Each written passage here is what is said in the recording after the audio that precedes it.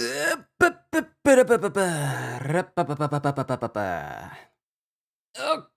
ladies and gentlemen, it is 12.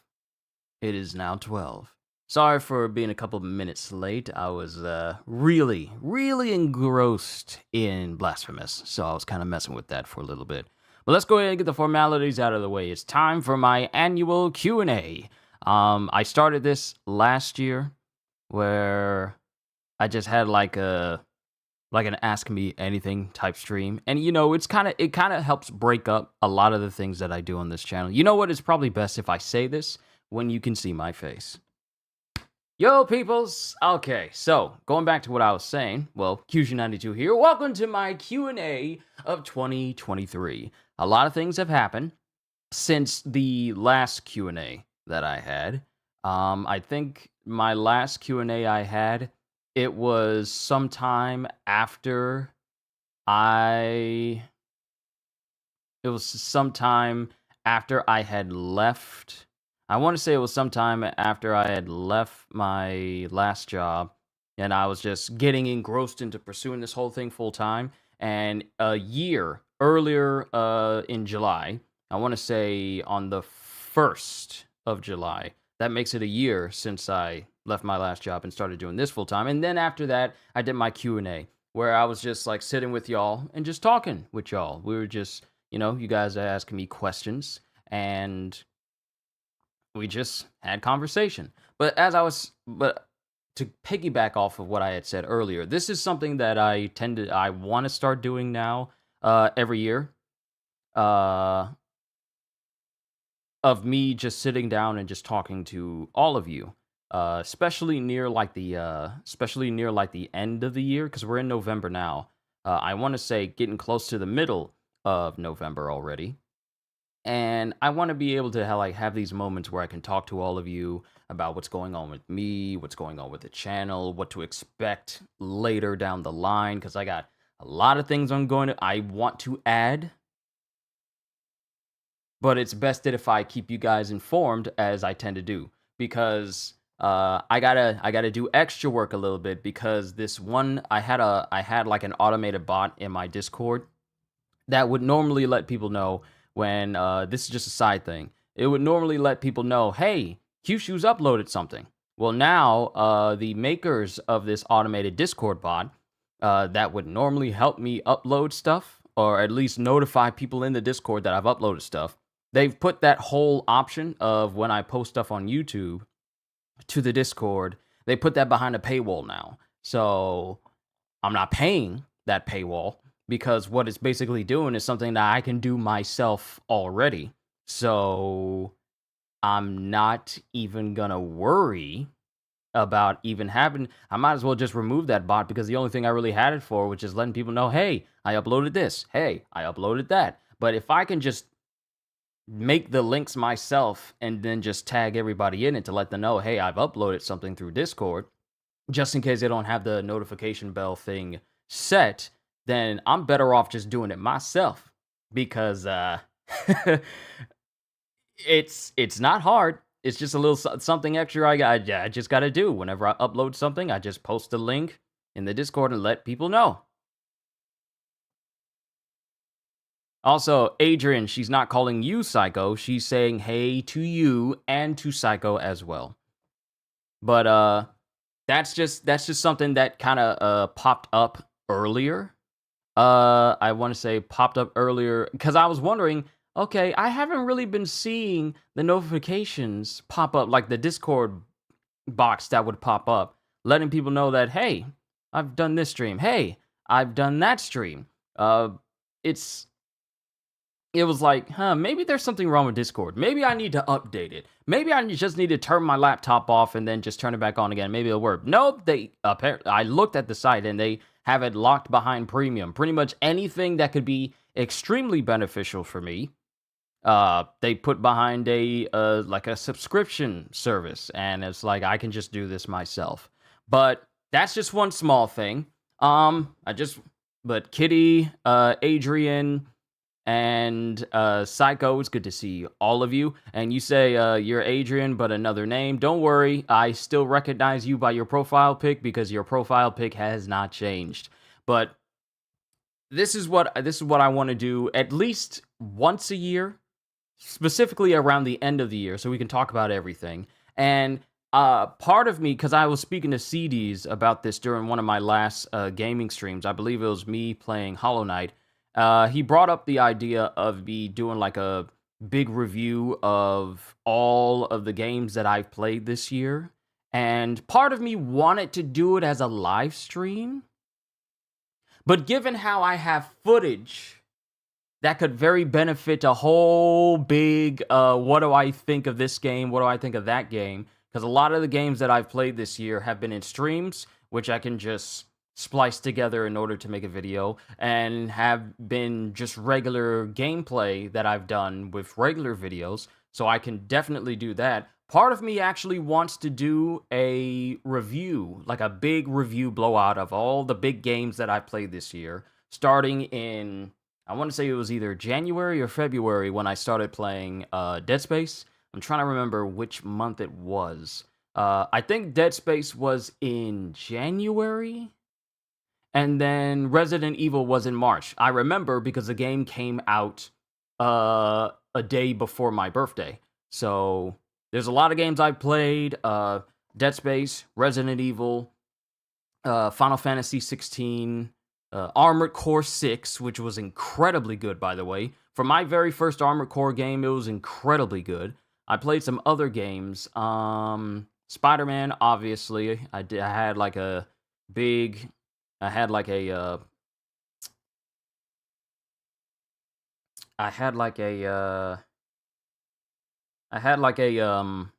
what is the word? Oh, I had like a big refresher on me playing the first Spider-Man game and Miles Morales. And don't worry about my shirt. I know it looks like the same shirt I was wearing. Wait, when was I wearing this shirt again? I forgot. Hold on. Was I wearing this shirt before? Was I wearing this shirt before? Dang.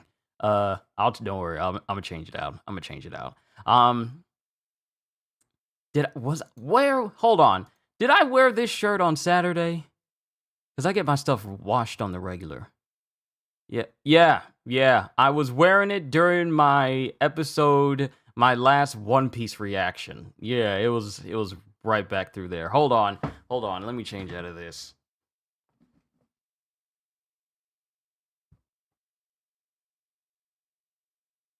I've worn this shirt already.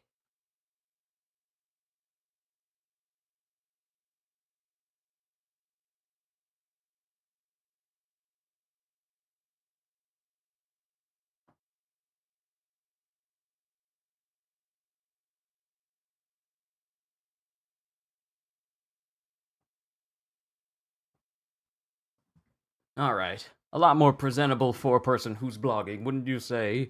A nice sweater since it's starting to get cold outside. All right. Let's see. Workout, training. It looked comfy. Well, this shirt, it does, but I've worn it already. I've already worn it. I wore it Saturday, so I can't just can't just keep wearing the same thing all the time. Make people think like, what? He's still wearing the same shirt? He doesn't have any other clothes? But it's just a minor thing. Pay it no mind. But on top of all the games that I've played this year, we've had a lot of big things happen for manga and anime. We're about to finish the Wano arc for One Piece, and I believe we're going to finish the Wano arc before the end of this year, which is something. Then Attack on Titan ended recently. I've been starting some other anime as well, such as, what is her name? The one that has a character called Freeren. So no Freeren. That's one that I've recently started, because I heard that the animation for that series was actually very, very good. We have common sense. We know you would have watched it. Yeah, I know. I keep my stuff clean, and I don't be walking around stinking either. A man must be presentable when he's walking throughout his house. He must always be presentable. But a lot of things happen for anime. For me, um, I want to say the channel just continues to grow, and I'm happy for that because I can see. I'm glad that I'm not the type of YouTuber that just does one specific thing and then that's all I know. I know there's a lot of quote unquote one trick pony type YouTubers who just do one thing and they stick with just that one thing. And for a lot of them, it really works for them. Hold on, it froze up. It froze up for 1 second. It for a lot of them, it works. But I'm glad I would say I'm a variety channel, so it's not just. There's people who come to my channel for just specifically One Piece. There's some who only come for My Hero Academia. There's others who only come by for One Punch Man or Dragon Ball Super or even just my solo leveling streams that I did in the past and just solely for that, and they never watch anything else that I do. I'm fine with that. Just as long as whatever I'm doing is entertaining. And there's all the rest of y'all who tend to show up for a lot of the things I do, whether it's me doing gaming streams or videos or whatever. A lot of y'all just enjoy the rest of what I do. And to everyone who watches my channel, I just want to say thank you because you've helped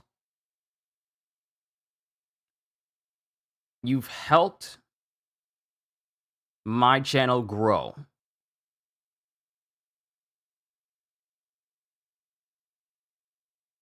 I just want to say that.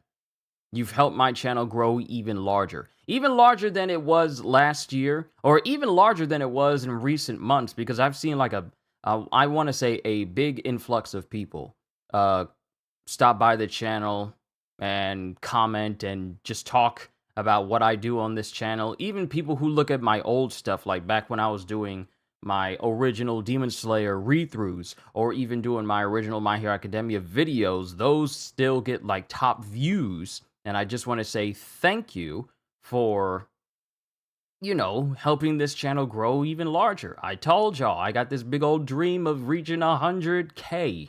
And will it take time? Yes, it will take time. But I'm happy doing what I'm doing, and I look forward to eventually reaching that level and maybe even going even further beyond. But I'm just glad that I finally found what I'm actually good at. And I know this is a Q&A where you guys get to ask me questions, so feel free. If you guys got any questions, feel free to ask me, because this is what this type of stream is. So you guys can learn a little bit more about me, and what I do, and what's going to happen in the future for the channel, and what I intend to do as well. But I am just grateful to be in a place where I know what I actually want to do with my life. I'm glad I'm finding out now rather than later, because a lot of people can get stuck doing a job that they don't enjoy, and they just think about what could have happened had I done something differently, but I'm glad I found out what I wanted to do with my life, like actually what I want to do with my life. Where do I see myself in 5 years? I see myself having my own place, my channel being even larger than it is right now, and also self-sustaining, so I can literally just do this, which I'm doing right now, but I can just do this and I'm just set. Like, financially, I'm set. Entertainment wise, I mean, this is what I love doing. This is what I love doing and waking up to do every single day of my life. I love doing this. This is my passion. This is my talent. But that's where I see myself 5 years from now with my own place, doing this, but on a much bigger scale, entertaining even an even larger mass of people. I can't say what number it'll be in 5 years from now, but I know it'll be big. But I just see myself at that point.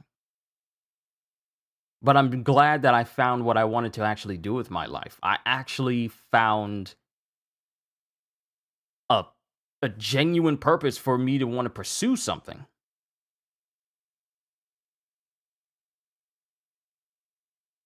Am I going to react to the Solo Leveling premiere in December or the anime in general, and what are my thoughts on it or concerns? I would like to.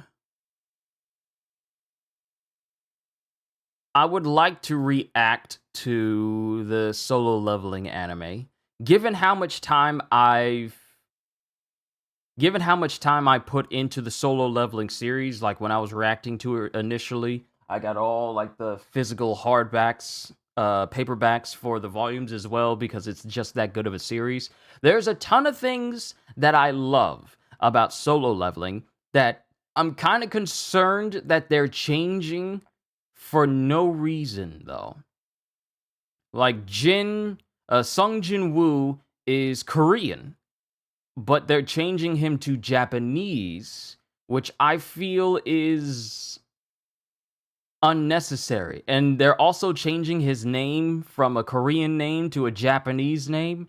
So I don't know how I feel about some of the changes, and some of the settings for it as well. Like they're moving. If I remember correctly, they're moving him from Korea to Japan, and I feel like you shouldn't really be changing that much of Solo Leveling. Like if he's a Korean character, then keep him in Korea. Don't change his Korean name from Korean to Japanese. So I'm kind of, I wouldn't say overly concerned about it, or on a higher level of skeptical. But part of me just wants to see what they're going to do. Because there's no guarantee that, hey, the animation could be good, but if they mess up the story, then no good amount of animation is going to make it better. If I'm just saying that. I just really want them to do the series justice. Because we all love Solo Leveling. I mean, you guys clearly loved it because it got a lot of love when I was doing the reactions way back when. And then when we had the side stories where we were seeing Jin's son and seeing a much older Jin, him working in the police department, and then him becoming chief inspector and all these different things, and the lies of his shadows and everything around him, and him entering into a brand new life, and him being with Cha Hae-in and all these things. At all these great story moments where we saw Jin be the weakest of the hunters to grow up to be one of the most powerful individuals in the entire universe. And I just want it to be done right. Do not make changes that take away from the impact that we all felt in the story. That's what I mean. That's what I'm meaning. Don't change things just for the sake of changing things. He's a Korean character, but since this anime is being made in Japan, let's just change him over to a Japanese character. Don't make those types of changes. Like, honestly, for me, they should not touch his name and they should not touch his nationality at all. That's how I feel about it. So I'll probably check it out, because I'm probably going to be critical about it if they've changed some things, given how much time I put into the Solo Leveling series. You'll be frank, you reread the light novel and manhwa the other week. There's no way that you can match that. Manhwa's drawing. Solo Leveling was, in my opinion, perfect. You're not wrong. You're not wrong. Solo Leveling is a phenomenal example of great story, great characters, great action, and great art. Everything felt earned. Like Jin growing up to getting this power and having to train himself and going through all of these hardships, all for the sake of protecting his family, because we all know the reason why Jin became a hunter was to pay for his mother's hospital bills, because she was affected by the eternal sleep. Once he got so powerful to the point where he could just blitz through everything, I mean, he found out how to heal his mom, and then he started using his powers for not just in a selfish way. He started using his powers to better himself, but also those around him, if that makes sense. He's a perfect example of an individual who gains a ton of power, yet lacks any of the bravado and arrogance you would normally see with a lot of characters who get tons of power and think themselves above everyone else.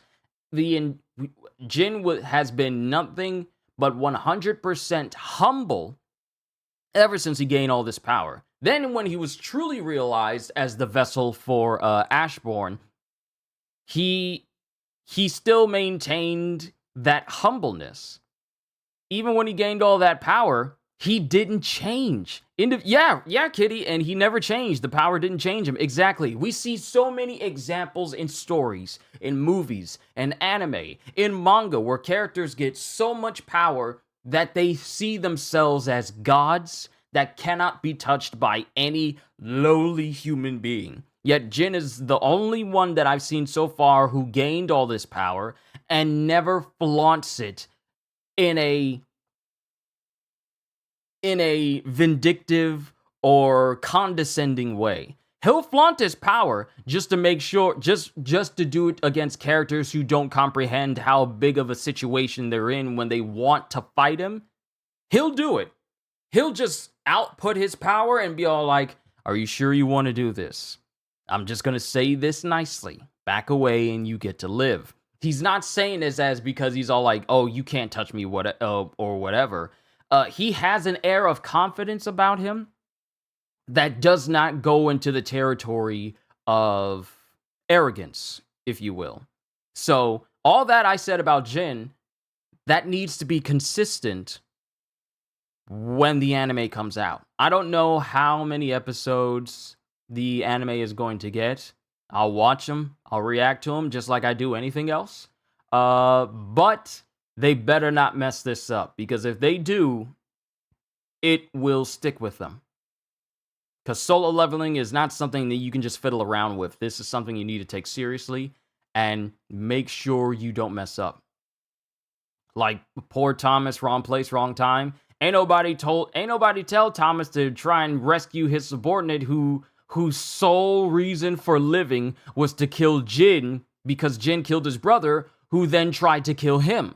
So it's like that. It's like, I mean, those brothers, they trying to fit 85 chapters in 12 episodes? What? We'll see. We'll see how they do that. I'm very skeptical about rushed products and such, so we'll see how they do. But it needs to be done right. We can have a good solo leveling anime, but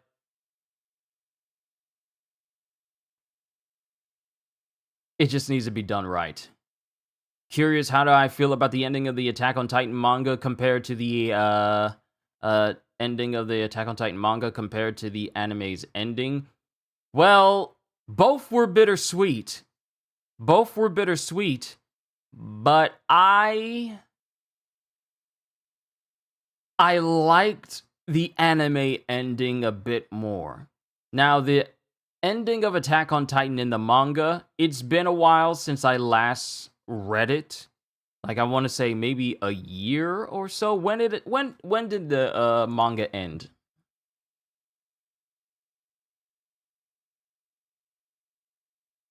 When did it launch its last chapter?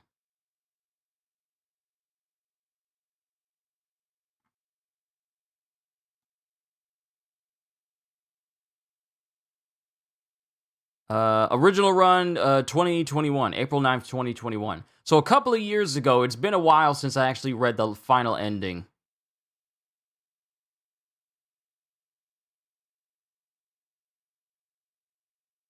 It's actually been a while since I read the ending for Attack on Titan, and my memories of it are kind of vague, yet I liked the anime ending. I like the anime ending to it a little bit more, because it kind of extended Attack on Titan is a perfect example of history will repeat itself if not learned from. Exactly, like during the ending, and I'm going to be going into kind of some spoilers here, where years upon years pass. It shows civilization expanding, growing greater and growing higher, yet they destroy themselves. Then it shows them redoing it again, and they end up destroying themselves again. And then they try to build it up again, and the world is just constantly changing. Like, we see different examples of buildings going from like rural, old-timey to straight up skyscrapers and futuristic buildings and everything, and jets and everything are just flying all over the place. And yet it just keeps, the cycle of war just keeps repeating over and over and over and over and over and over again, until it ends with that little boy and his dog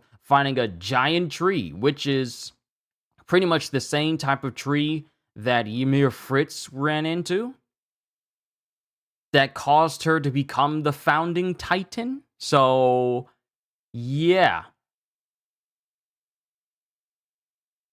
Pretty sure in the manga, Armin thanks Eren for being a mass murderer, so I'm glad that was removed. I don't even remember that.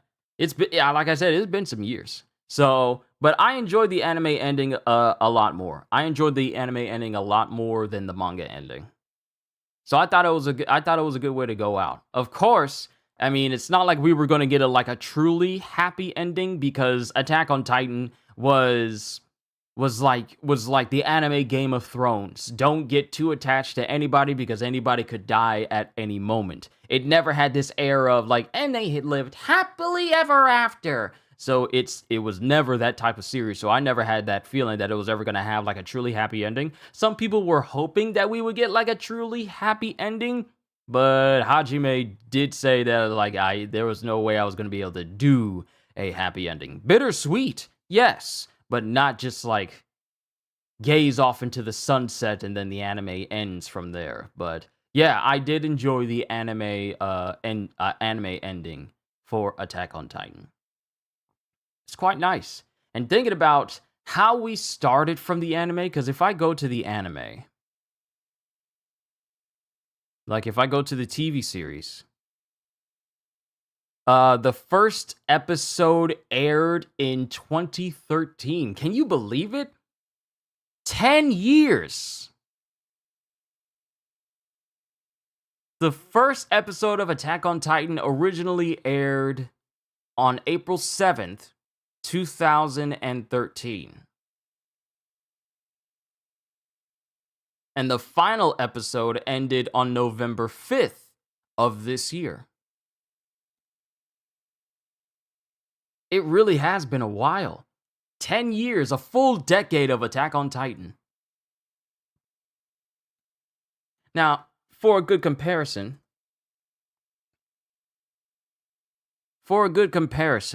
let me pull up Game of Thrones and when that show started. Release date 2011 and ended 2019.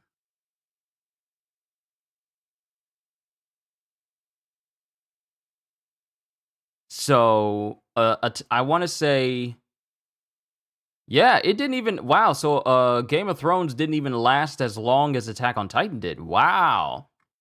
And yet Attack on Titan had a much better conclusion than this multi-billion-dollar series. That's crazy. No way, that long? Yes, it's been that long. There's two things you despise about Attack on Titan, which is the tree at the end and the hallucinogenia creature. Yeah, it's a weird creature. It's called the source of all life. It doesn't have like a specific one title name or anything, but it's called the source of all life. And that's how all Titans came to be, through that thing and Ymir Fritz. But yeah, I can understand you despising the Attack on Titan tree at the tree at the end, because it means that we could see another cycle of Titans going throughout the world once again, but the world has definitely changed a lot more since everyone we knew from the original crew, they're not around anymore. because years and millennia have passed. Civilization has gone past, has progressed far out past the age of Eren and Mikasa and Armin. So it just means that there's potential for the cycle of Titans to begin again. That's what's left up in the air, because that's the one thing that I thought of when I read the original chapter for the manga. That thought was always in my head, how that boy and his dog found that tree, the same one that caused Ymir to find the source of all life and become a Titan. There's chances that with that boy going into that tree, that the cycle could just begin again. Now, if the boy lives longer than 13 years or whatever, then I guess the curse of Ymir wouldn't be a thing anymore, because I mean, it's not like Ymir started the whole thing and the whole cycle. It's like it's starting over again. So he would be like the new thing. But that's like a whole big hypothesis, a whole big what if they ever went farther than that. I'm just spitballing here. But yeah, I enjoyed Attack on Titan. So much time dedicated to watching every single episode. I still got to get the other Blu-rays if they are out, because I have all of them. I have all of them except for...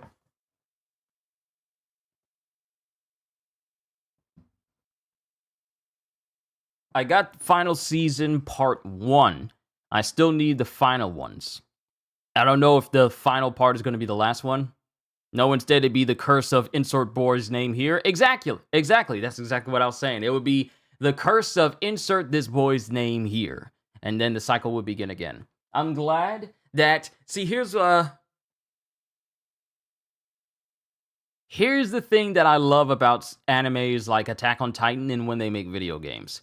Even though the series is over, I can still enjoy Attack on Titan because I got the game. Playing Attack on Titan 2. Now, mind you, the game only goes up to when the Beast Titan shows up and they try to run away with Eren, and it doesn't go further than that. Like, we don't go any further than that. We don't get the Warhammer Titan. We don't get the whole Eldia, or I think the Marley massacre or anything like that. We don't get anything for that for Attack on Titan 2. But what we do get is a very fun Attack on Titan experience, because playing Attack on Titan 2, it's fun. Playing as Levi, like if you love Levi as a character, then just boot up the game and just swing around and just take out Titans. Just take out every single Titan you see. And you get to level him up, get to upgrade weapons and stuff. That's the game I really do need to get back into, because it's just fun to swing around, have the good ODM gear, and you're either using guns like what's his name? I forgot his name. It's not Zeke, it's something. But using your guns, using either your blades that you can upgrade to numerous levels or craft new ones and everything. It's just fun. So when it comes to animes like this, I'm glad that they make games that I can play to live out my, I want to say, fantasy or power fantasy of playing these characters, because you can see them in action in the anime. It's all like, oh, that's cool. Can I replicate that playing the game? I love that, which is why we need more anime games like that. Speaking of anime games, when are we going to get another one? And I don't mean like an anime fighting game or an anime battle royale, because Jujutsu has already disappointed me with Jujutsu with a Cursed Clash, and it's from the makers of the My Hero fighting game, and I would have liked for us to actually get like maybe an RPG or even a Musou game of Jujutsu Kaisen, given the characters and the grand scope of things. But just making another fighting game, I just feel like they rely on that way too much. We could have, because has anyone seen gameplay of a game called Grand Blue Fantasy Relink? This is something that I've brought up in numerous conversations, and this is something that me and Gajil, a friend of mine, we tend to always keep an eye on, because it's a game that we're definitely going to be playing in February, which is coming out a day before Suicide Squad Killed the Justice League. So those are two games I will be playing. But if you ever get the chance, check out Grand Blue Fantasy Relink. Look at the gameplay and understand why I would greatly like for a bunch of animes to take that gameplay style and replicate it in that form. Because if you look at the game, a lot of games can piggyback off of that gameplay style. Naruto could do it. One Piece could definitely do it, even with more characters, even more so than in a Musou game. And with One Piece, we still got the last 2 DLC packs. Hopefully one will release before the end of this year, either this month or next month in December. And then we got another one that will more than likely release in next year, which will be the pack with Roger, and from what I hear, Garp and Rayleigh. So that would be interesting as well. But we need more anime games that let you have the power fantasy of playing these characters that is not set in an arena type setting. Because I feel like that type of style is overdone. Like, overdone to oblivion. And I feel like we need to change the market up for anime games. We need more RPG anime games. We need more. But that's just me mewling.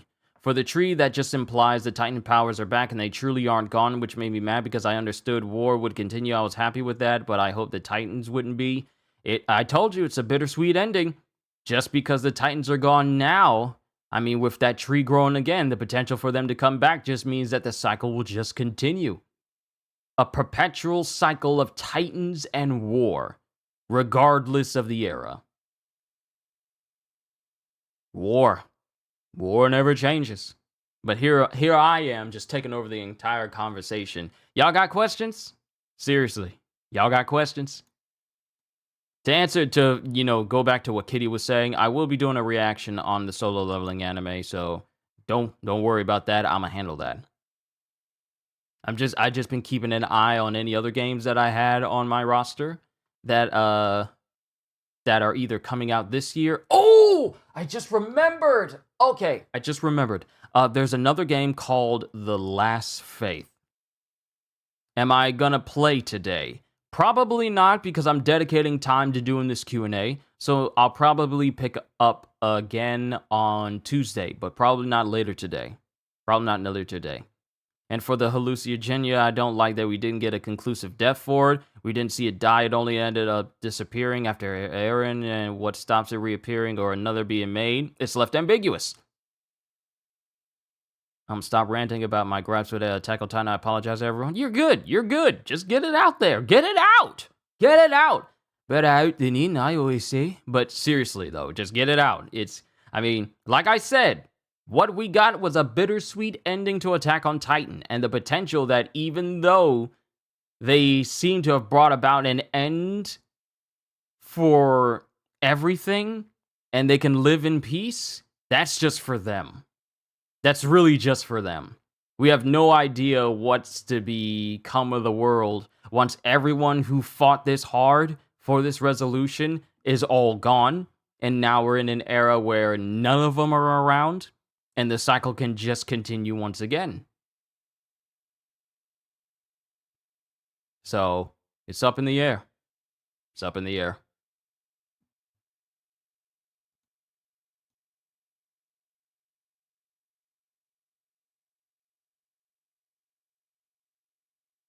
Oh, okay. Yo, all right. Real quick, I like to keep my ears to the grindstone about games and stuff. And the Game Awards, which will be dropping on December 7th. We will be doing a live reaction to the Game Awards on December 7th. That's actually going to be on a Thursday in December, so that's fantastic. They have the nominees, the 6 nominees for Game of the Year. In this, what in the world? In this roster, we have Alan Wake 2, Baldur's Gate 3, Marvel Spider-Man 2, Resident Evil 4, Super Mario Bros. Wonder, and The Legend of Zelda Tears of the Kingdom. Now, here's the reason why I feel like Alan Wake is a latecomer to this roster. Is because Alan Wake just came out recently. And I feel that's not enough time. Resident Evil has been out for a nice long while. Tears of the Kingdom has been out for a nice long while. Then right behind is Baldur's Gate, Spider-Man, and Super Mario Bros. And then lastly, Alan Wake. So Alan Wake, while I'm pretty sure a lot of people would consider it Game of the Year, I honestly feel a Game of the Year should be a game that has been out longer than a month. And Alan Wake just came out recently. It hasn't even been a full month since Alan Wake has come out. So I know people have nominated for it. Or I know it's on the list. Yeah, it's one of the nominees, but I just feel like it hasn't had enough time to really saturate for a lot of people. You got your initial players and everything, but I feel like it hasn't had enough time. The same way God of War Ragnarok was on the list of nominees for Game of the Year, but I didn't feel like it had enough time to rest in the market. Nope, no Armored Core 6. Is Baldur's Gate 3 any good? I'm interested in playing it. The gameplay style does not interest me because I like to be in the thick of the action, not like directing things or like of that nature. Because I call those types of games where I have to make a decision and then they act it out rather than me hitting a button and that button does that action. Like if I want to jump up to a ledge, I'm not going to need to roll for an agility check in order to see if I could actually make the jump. I would rather me try and make the jump as on my own. So that's how I feel. Actually, wait, never mind. Forget that question. I just realized you don't have the Series X. I always forget that the Series X is the latest one. I'm from what I've seen, it is critically acclaimed and people really, really enjoyed. And you can do a lot of ridiculous things like build an entire tower of boxes in order to get into a castle and climb it, and then use the boxes falling over to get you into the castle. Or using a giant owl bear to one-shot bosses. Using a high ledge. You can do a ton of crazy and ridiculous things in Baldur's Gate, but the gameplay style is just not for me personally. So that's the reason why you probably won't see it played on my channel.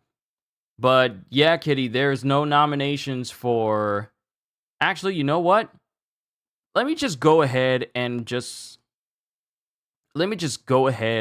pull up the Game Awards site so we can see all the nominees for everything. Can we just talk about how this is yet another moment where Xbox doesn't have a single game that's being nominated for a Game of the Year?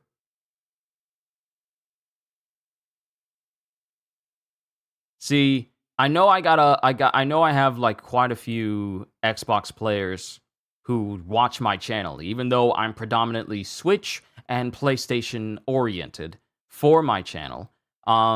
I still find it very concerning that you Xbox players are not having enough good releases that would even put your games in Game of the Year.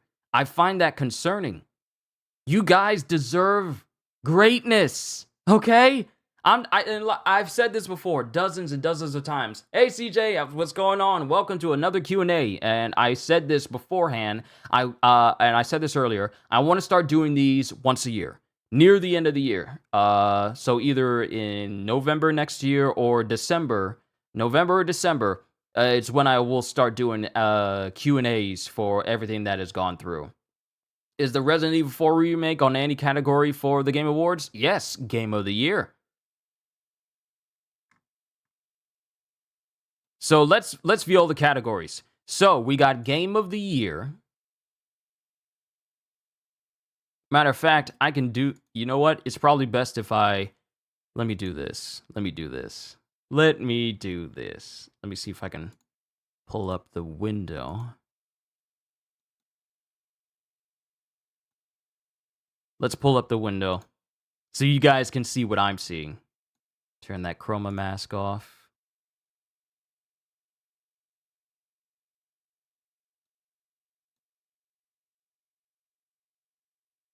Yo, CDs, good to see you. Okay. So, I'm in the background, you guys can see. What you guys are seeing is the Game of the Year category. recognizing a game that delivers the absolute best experience across all creative and technical fields. So we got Alan Wake, Baldur's Gate 3, Marvel Spider-Man 2, Resident Evil 4's remake, Super Mario Bros. Wonder, and The Legend of Zelda Tears of the Kingdom. I will not be surprised if Tears of the Kingdom gets like a very big vote. So the next category is Best Game Direction. And once again, it's all the games that are being nominated for Game of the Year. So that's Best Game Direction. Best Narrative, we have Alan Wake 2, Baldur's Gate 3, Phantom Liberty for Cyberpunk, Final Fantasy 16, and Marvel Spider-Man 2. The great thing about these is these are all great choices. These are all really good choices. Because Phantom Liberty was amazing. The 2.0 update for Cyberpunk and the Phantom Liberty update was just phenomenal. I enjoyed it. Next up is Best Art Direction. We have Alan Wake 2, Hi-Fi Rush, which I heard was a very good game for you Xbox players. Lies of P. Lies of P is a great game. And I'm looking forward to the DLC. And apparently there's going to be another update for it this month. No specific date for it. But Lies of P was very good. I am actually on my way to platinum the game because I only have one more trophy to get, and then I platinum Lies of P, and then we just wait for the DLC. Super Mario Bros. Wonder, it's Super Mario. Of course the art direction is going to be on point. And then Legend of Zelda Tears of the Kingdom. The art direction was good in that one as well. Next up is Best Score and Music. I haven't heard the music for Alan Wake, haven't heard the music for Baldur's Gate. I have, however, heard the music for Final Fantasy 16, and it's by far some of the best orchestral music I have heard in a video game for a very long time. It is just amazing. Actually, you know what? This window is a bit too big because you in chat is getting blocked out. Let me just put it down here. All right, that's better. I'll resize it when I need it. So you guys are not just getting blocked. But how we doing? That game was awesome. Hey, how you doing, brother? I'm doing good. From Dominican Republic. Yeah, ¿cómo estás? Doing good. Shopping at the store, out of food. I felt that.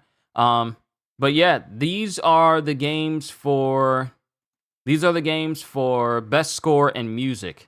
Hi-Fi Rush, I haven't heard the music for Hi-Fi Rush, but I heard that it was actually quite good. And given that a lot of the ways that you do things in the game is like rhythm-based, it's in there. Tears of the Kingdom had very good music as well. I enjoyed it. But for me, wait, can I vote? Oh, snap, I can go ahead and vote for these. Right, I forgot. I'm logged in. Okay, so we need to go back to the beginning. So art direction, I gotta give it to Lies of P, because the aesthetics of not only the enemies but the environments were extremely good. Do I love Legend of Zelda Tears of the Kingdom? Yes, I do love it. I really do love it. But Lies of P, aesthetic-wise, sings to me. So you're seeing me nominate. You're seeing me nominating these different games live. These are my choices. Best Narrative. This is actually Oh no! I got 3 good choices. Because I thought the story in Spider-Man 2 was good. I thought the story in Final Fantasy 16 was very good. But I also thought that the Phantom Liberty DLC story was good as well. However,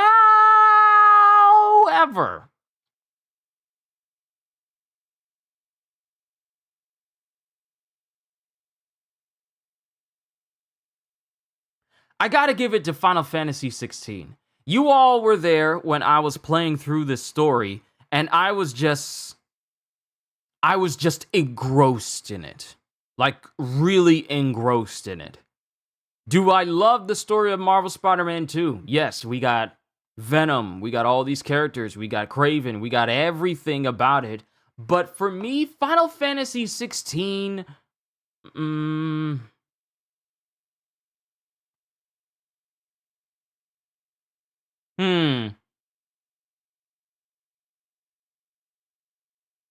You ever look at a word and it starts to look foreign to you when you look at it for a long time?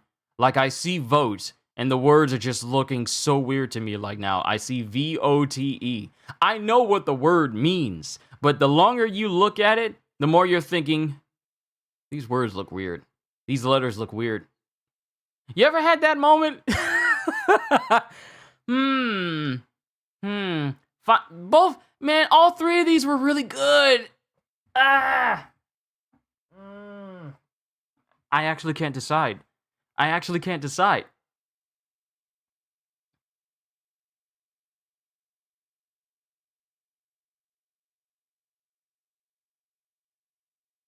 No, Final Fantasy 16. I gotta go with that.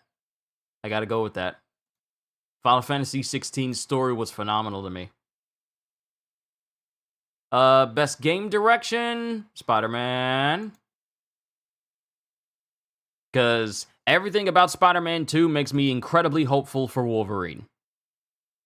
I gotta go back through the previous Game of the Year. Okay, so I got I got 3 out of 3. Marvel Spider-Man 2 is great. Resident Evil 4 was fantastic.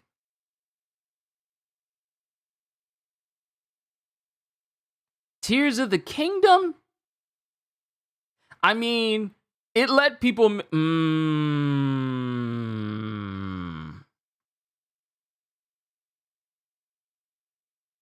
Marvel Spider-Man 2, Resident Evil 4. I gotta go with Tears of the Kingdom. Because that game, there's still many things that I have to do in Tears of the Kingdom, but I really enjoyed it. Plus the ridiculous nature of it, such as, hey, people are making hover bikes and giant helicopters and big giant mechs with this one simple mechanic that Nintendo has created. Just one simple thing. Okay, let's keep going through it. What are you guys saying? Can you now do record of Ragnarok Zeus? Qushu, as you've seen it since I've last asked. I have not seen record of Ragnarok, so I can't do Zeus now. As long as Tears of the Kingdom doesn't win every single category, I'll be happy. That may be my pessimistic side coming out, but I feel like it'll happen and that'll suck. Words look foreign. Oh yeah, that's me.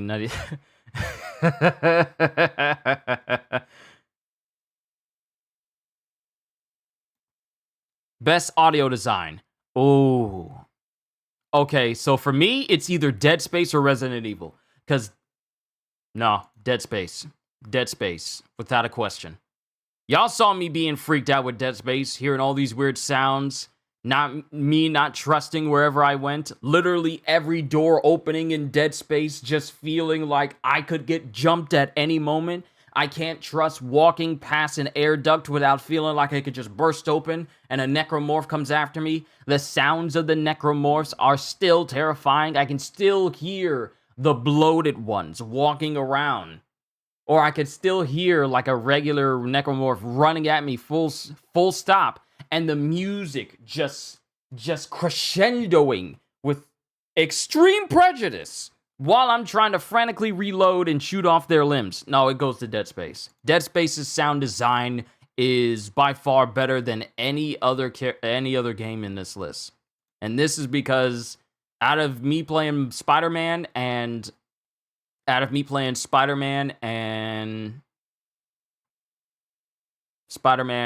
Resident Evil, Dead Space's sound design is great. Ooh, okay, so best performance. We got Ben Starr from Final Fantasy 16, Cameron Monaghan from Star Wars Jedi Survivor, Idris Elba from Phantom Liberty. He did a good performance in that one. Melanie LeBird in Alan Wake 2.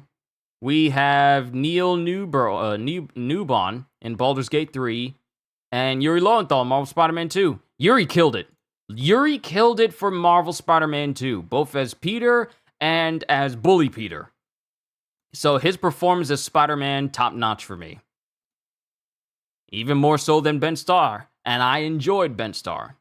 Innovation and accessibility, Diablo 4, Forza Motorsport, Hi-Fi Rush, Marvel Spider-Man 2, Mortal Kombat 1, and Street Fighter 6. For me, it's Marvel Spider-Man 2 because it's the only one out of this list that I've played. I don't have Street Fighter 6 and I don't have Mortal Kombat. Godjiel does, but I don't think he's going to vote for it to be best in accessibility due to his experience that he's told me. So, games for Impact. A Space for the Unbound, Chance of Sanar, Goodbye Volcano High, Chia, Terra Nil, and Venba.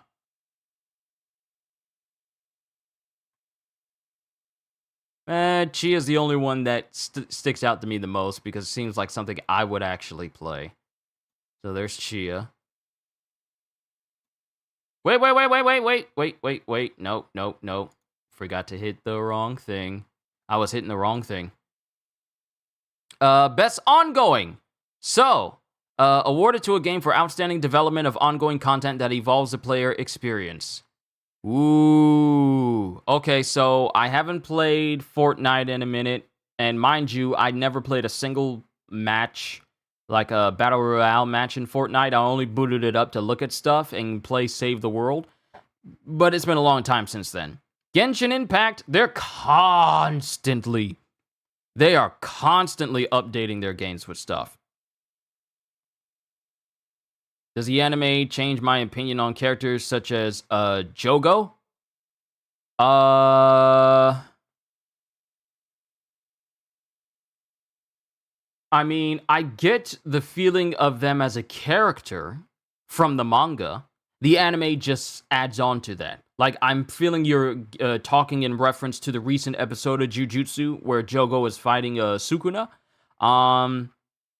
The animation does help convey what we would normally only see static on a manga page. So I would say it doesn't change my opinion on them, but seeing it animated and seeing it voice acted, it can expand how I feel about that character. It would I wouldn't say it would change how I feel about them, but if I find the characters to be interesting and compelling in the manga, and the anime is capable of not only conveying when you see things in animation versus seeing things in a manga page, it takes a real good type of animator for you to portray characters in motion when the only evidence you have is just one static image.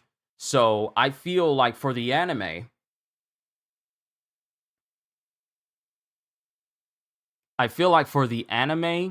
it kind of made me like, not power scaling, I found him more endearing and I felt bad for him in the anime.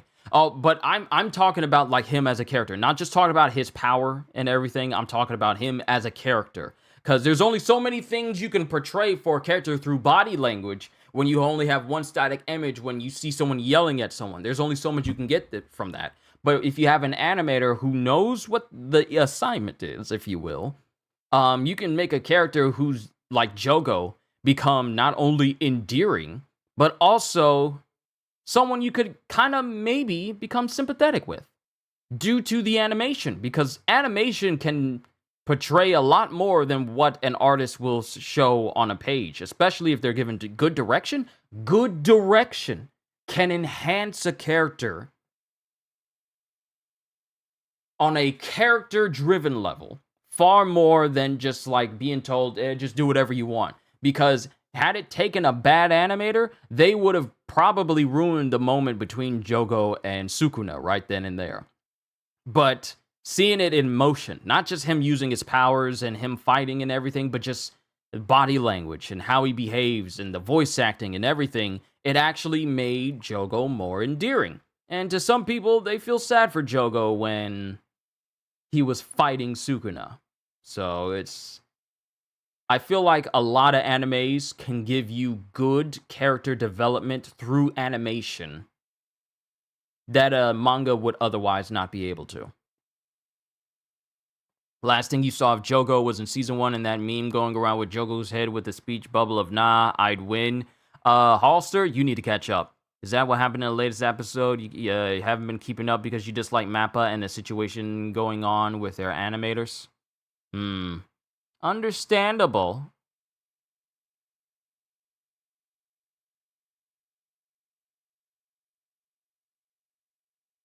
The scenes of him screaming to Hanami to run from Gojo, him saying goodbye to Dagon, his meek lowered head with Sukuna, his speech on true humans, he became a character I like. See, this is what I like about anime when it's created from an already good series, especially with characters who are already interesting.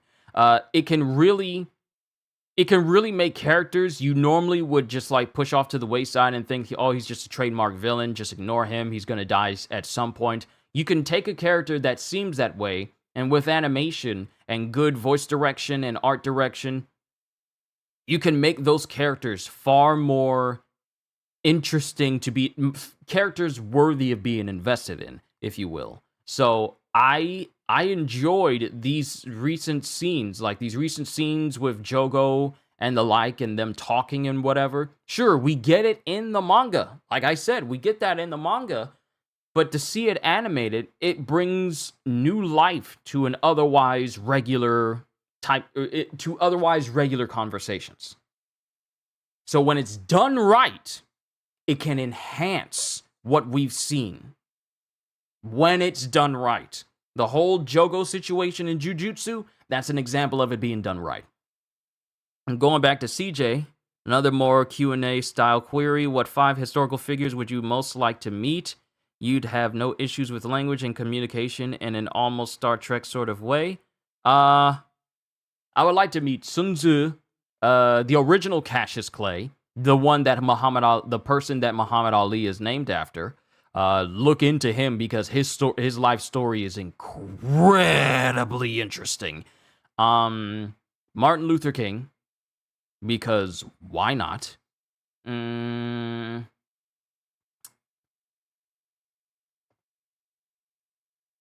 Let's see.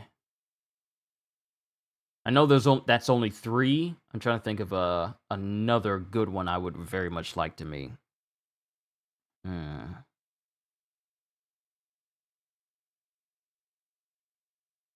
I'll come up with 2 other names. Yeah, I'll come up with 2 other names.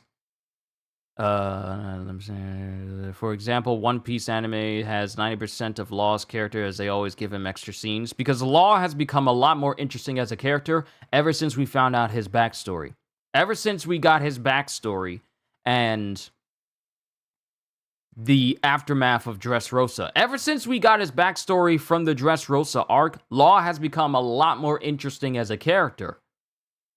And now we get more scenes with Law because not only is Law an entertaining character to witness, but also because people like him even more now. Like, people liked him beforehand when we were first introduced to him back at Sabaody, but people like him even more because he's just that cool of a character now. He is to One Piece what Levi is to Attack on Titan. Excited for December. There's a Fire Force read-through, and Black Clover is finally getting a new chapter after so long. Yeah, in December, I'm starting Fire Force. I got the entire series on paperback. So, yeah, I will be looking forward to that. Not looking forward to Thanksgiving. All sides of the family decided to come over, so we'll be cooking for around 30 people. Oh, all right. Wow, I forgot about Thanksgiving. And not only that, but Black Friday is the day after as well. Let me get back to voting here. So, ongoing. Genshin Impact is having a ton. Has been having a ton of updates lately. So I really haven't been keeping up with Genshin, but I know they keep releasing videos for new updates and new regions and stuff. I haven't played Genshin in a minute. It's really been a while. But part of me has been trying to get away from games that is heavy on gacha, because I'm not gonna lie. When I started playing Genshin initially, my standards for gacha games was not at the level they are now. So I thought like, when I was working at my previous job, I thought like, I'll get this back. I'll get this amount of money back when I get paid next week or the week after. So I thought, let me try and get a couple of characters. But I immediately noticed that I was putting myself in a situation where it was like, if I drop like a couple 20s, maybe a 50, maybe even 100 into this game, then maybe I can get a character that I would have to put even more money into to fully max them out, because it takes a lot. Especially if you want to do it quickly, you just got to pour money into it. So I kind of fell off. Now, there's a lot of things I could be doing in Genshin, and I'm like the free type of player where I will let a game sit for a long time, let them give me stuff for free, maybe occasionally play, but I won't put any other money into it, because I've seen that pattern where people will be just become whales, and I did not want to become a whale where I was just pouring money into a game that I wasn't playing every hour of every day. So I kind of fell off from Genshin. Maybe I'll play it again, but just to, poke around and stuff, but never to get in depth to like actually putting money towards it again, because I'm not going down that path again. Cyberpunk 2077. They've come a long way from their game being, dragged out throughout the year.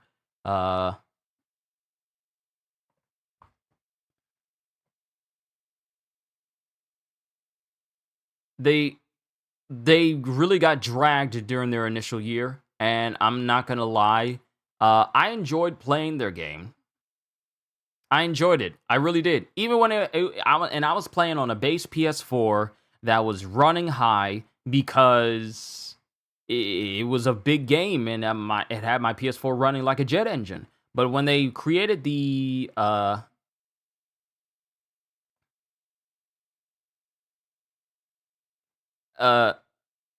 when they did the PS5 version, the game got a lot better. When they released 2.0, the game really reached a very high point.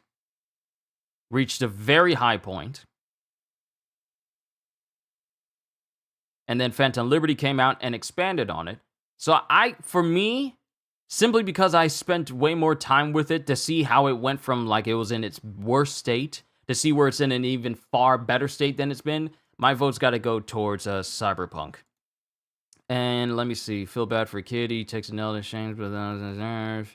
Oda and SBS confirms who removed Kid's arm, and then proceeds to say only the strong survive. Oda is, like I said, Oda's cleaning the board. But I will not discuss manga spoilers here for One Piece, just in case I have anime-only viewers. Would I agree Gojo should come back like Jesus, as he still has a lot to do, such as save Megumi, tell him about his dad, change the system, bury Suguru properly, etc.? Would I be opposed to Gojo coming back? No, I wouldn't. But if he were to come back, it would have to be done right. And it doesn't need to be like a, hey, I know I got what happened to me, for those who are only only anime viewers. Well, I don't know. We'll just have to see.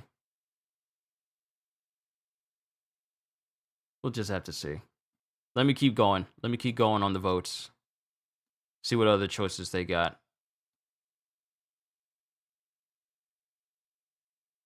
Best community support, Destiny 2, No Man's Sky, Cyberpunk 2077.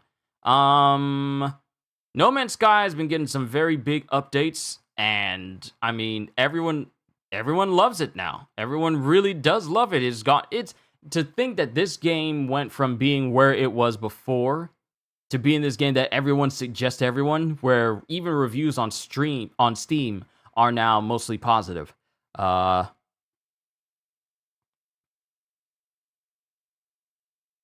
Cyberpunk or No Man's Sky? No Man's Sky has been doing a lot of great things lately.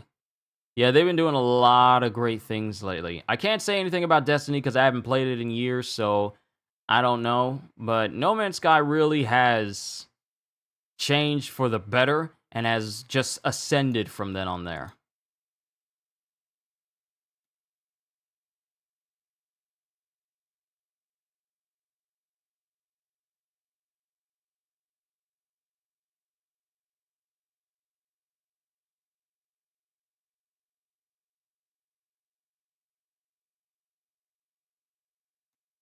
Let's see. Best independent game. Cocoon, Dave the Diver, Dredge, Sea of Stars, Viewfinder. I heard a lot about Dave the Diver. People like it, so I vote for it.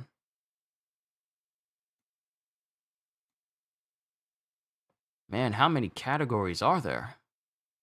Best debut indie game. Cocoon, Dredge, Pizza Tower, Venba, and Viewfinder. I remember watching Smitty play Viewfinder.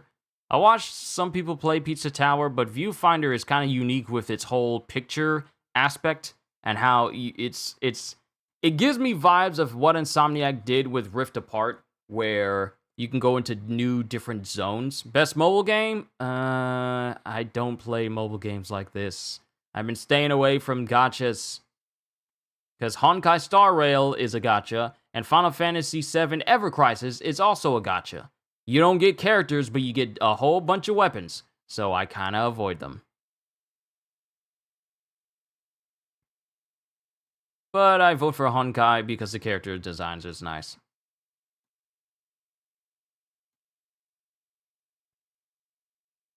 Best VR AR? I haven't played a VR game in a long time. Gran Turismo, Synapse, Resident Evil Village VR mode, where you can see Lady Domitresque and her 7-foot-tall greatness. Yeah, I'm just looking through. Ooh, Kitty, we have an option for Armored Core! Best action game. Armored Core gets my vote. Instantly. Because if I were to choose between Dead Island 2 and Armored Core, I would go Armored Core all day. Twin shotguns with a pile driver on your back.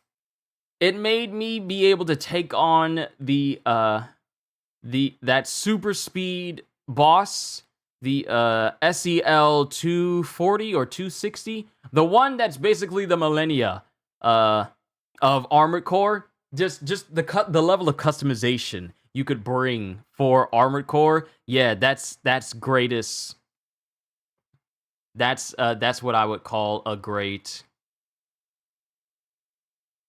That's what I would call a great great action game. So yeah. Ibis, thank you, Ibis. I'm still upset that we can't. You know what I would have liked, Kitty? For Armored Core, I would have liked it if they made it so that we could take the parts from the bosses and incorporate it into ourselves. Some bosses we could, but not all of them. I would have loved to have, like, I don't know, like a shoulder cannon that put out those little Ibis drones, and they flew around, and they would home in on enemies, and it would function like a rocket launcher, except you would send the drones out, and they would get close to an enemy, and then just hit them with a laser. Like with those shots, you could just have or you could have them around you. I would have loved for us to have at least one part of the Ibis as something that we can incorporate for ourselves. Like a whole boss setup. I would have loved that. But it was not meant to be. But yeah, best action game, Armored Core, all day, without question. Best action adventure. Ooh! That's a hard choice because I played all but one of these. I played Jedi Survivor, you guys were there. Resident Evil 4, you guys were there. Marvel Spider-Man 2, got a whole series for anyone who wants to watch. And The Legend of Zelda Tears of the Kingdom. Tears of the Kingdom was fun. I just had to be very careful when I was trying to get my health very high. And also find upgrades so that my suits and everything could be upgraded for the final fight. Because here's the thing, you guys were there when I got the maximum defense, like the best defense in the game, and it pretty much trivialized any other threats from any other enemies in the game. Because with very high defense in Tears of the Kingdom, there's barely anything that can really stand against you. There's not that much that can. And even fighting Ganondorf at the end, even though he was souped up and beef caked up, the damage he did was minuscule. And I was all like, okay, what else you got? Because I would literally only lose maybe a section of a heart or maybe half of a heart. But since I had a ton of hearts, it was really more so a battle of how long will Ganondorf last against me versus I need to kill him before he kills me. So it was really slow. There was a lot of good things I liked about Tears of the Kingdom, and there's still many things that I need to go back and just mess with.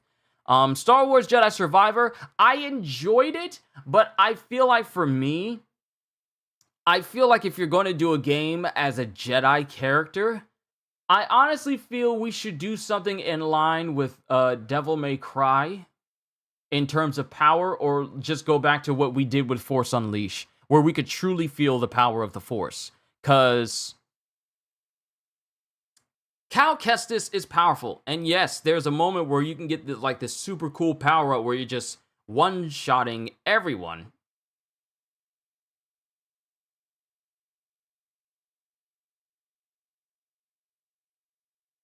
But I feel, in terms of gameplay, I feel like there's more you can do for a Jedi character or a Force-wielding character, more so than having it be a mix between platforming and Dark Souls, if you will.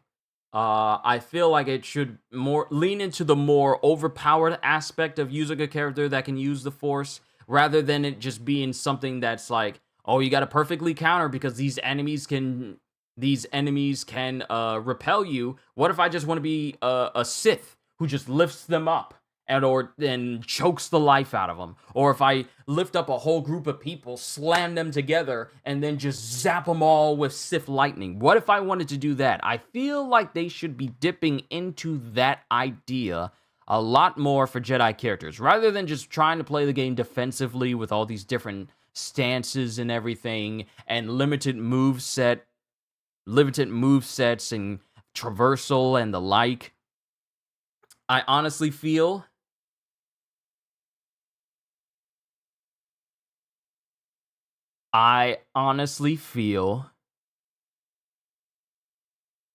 like they should just go wild with the gameplay. There hasn't been a game like Force Unleashed for a very long time, and no one over at EA or Disney has thought, maybe we should do what Force Unleashed did, but on a far grander scale. I would have liked if we gained more power for Jedi Survivor on a much bigger scale, but it was still more like close range combat oriented, and I feel like with the Jedi, range does not matter. Because, I mean, we literally had an example of in Force Unleashed when Starkiller was bringing down an entire Star Destroyer miles out from the sky. So I feel like when you make a game like that where your reach is that far, anything less than that, I see as less than. I understand what they were going for, but if I want to play as a powerful Jedi character, I probably would not pick Star Wars Jedi Survivor, because it still has that whole enemies can really mess you up, and you're not just like mowing through people like a Jedi normally or a Sith normally would. So that's just me. So best action adventure, it's probably going to be either Tears of the Kingdom. You know what? Resident Evil 4 for me. I enjoyed Tears of the Kingdom, but Resident Evil 4, because it's the series, the Resident Evil 4 series. The Resident Evil 4 game was my very first rated M game I ever played, and the very first Resident Evil game I played. And I have very fond memories, a lot of terrifying memories, but a lot of fond memories of playing through it. Playing through the remake was me just reliving my childhood again. More fond memories, more terrified memories, but there's nothing like playing a remake of a game and you get the overpowered weapons such as the infinite rocket launcher and hand cannon, which Mercenaries in Resident Evil 4 is phenomenal. Hunk and Wesker are by far, Hunk, Wesker, and Krauser. Hunk, Wesker, and Krauser are by far some of the most fun characters to play in Mercenaries. But the overall game of Resident Evil 4 as a whole, fantastic. But then again, playing Marvel Spider-Man 2 opens up my mind to how we could possibly get a Superman game.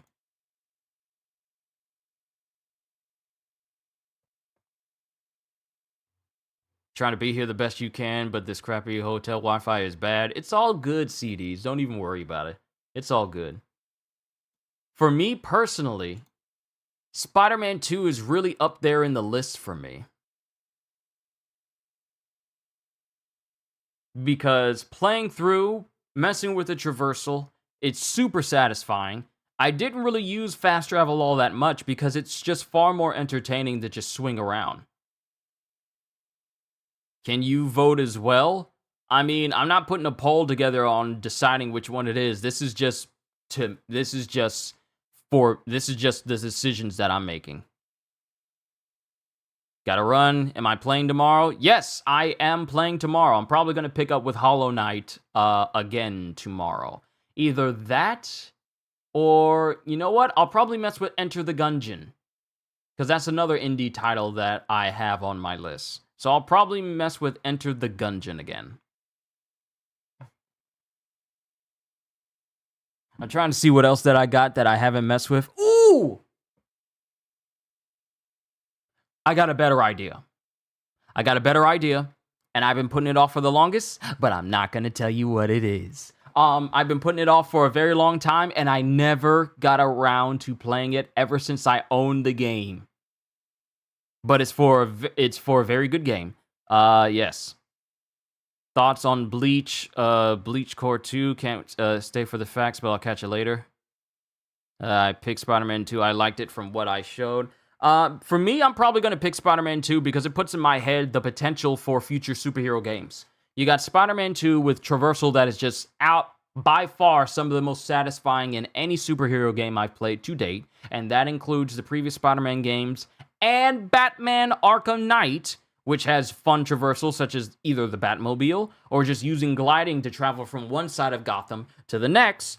Honestly, for me, Marvel Spider-Man 2 has set a brand new standard for superhero traversal that the next big superhero game that I'm looking forward to will be releasing in February. You guys know what it is. The traversal in that game intrigues me as well.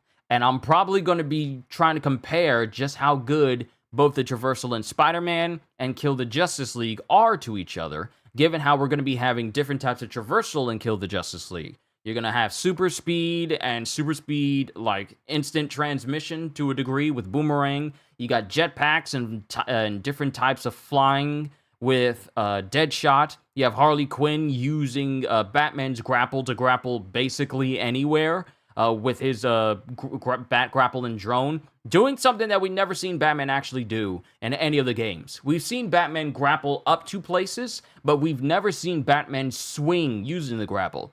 And Batman is known for swinging around on his grapple, but he's never swung around on it unless he's like moving from one perch point to the next in other Batman Arkham games. And then you have King Shark, who's basically Hulk, who's just running up walls or doing superhuman jumps high in the air and doing air dashes, which is something you would normally see from Hulk Ultimate Destruction. So the traversal in Kill the Justice League interests me, and I will be comparing and seeing just how much fun it is to use, like here in Spider-Man. So Spider-Man 2 for action-adventure probably goes up on the list for me, simply because it's opened my mind to the potential of future superhero games. So Spider-Man 2. You'll have to forgive the slow pace of this. This is a laptop. Best RPG. Why is Starfield in here? So we got Baldur's Gate 3, Final Fantasy 16, and Lies of P. Final Fantasy 16's RPG elements are incredibly fun, such as boosting the power of icons and getting numerous powers like the power of Odin, and using his like perfect parries, which are very fun to use. Then you got Lies of P, which is by far one of the best Souls games I've played. I'm not going to call it a Souls-like because it's a true Souls game.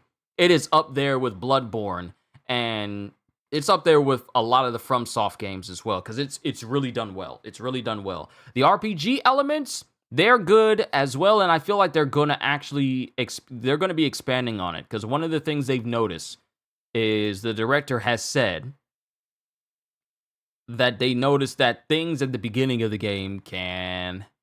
Oh, your girl said hola. Say hola to her as well. Hola! Welcome. Hi, how are ya?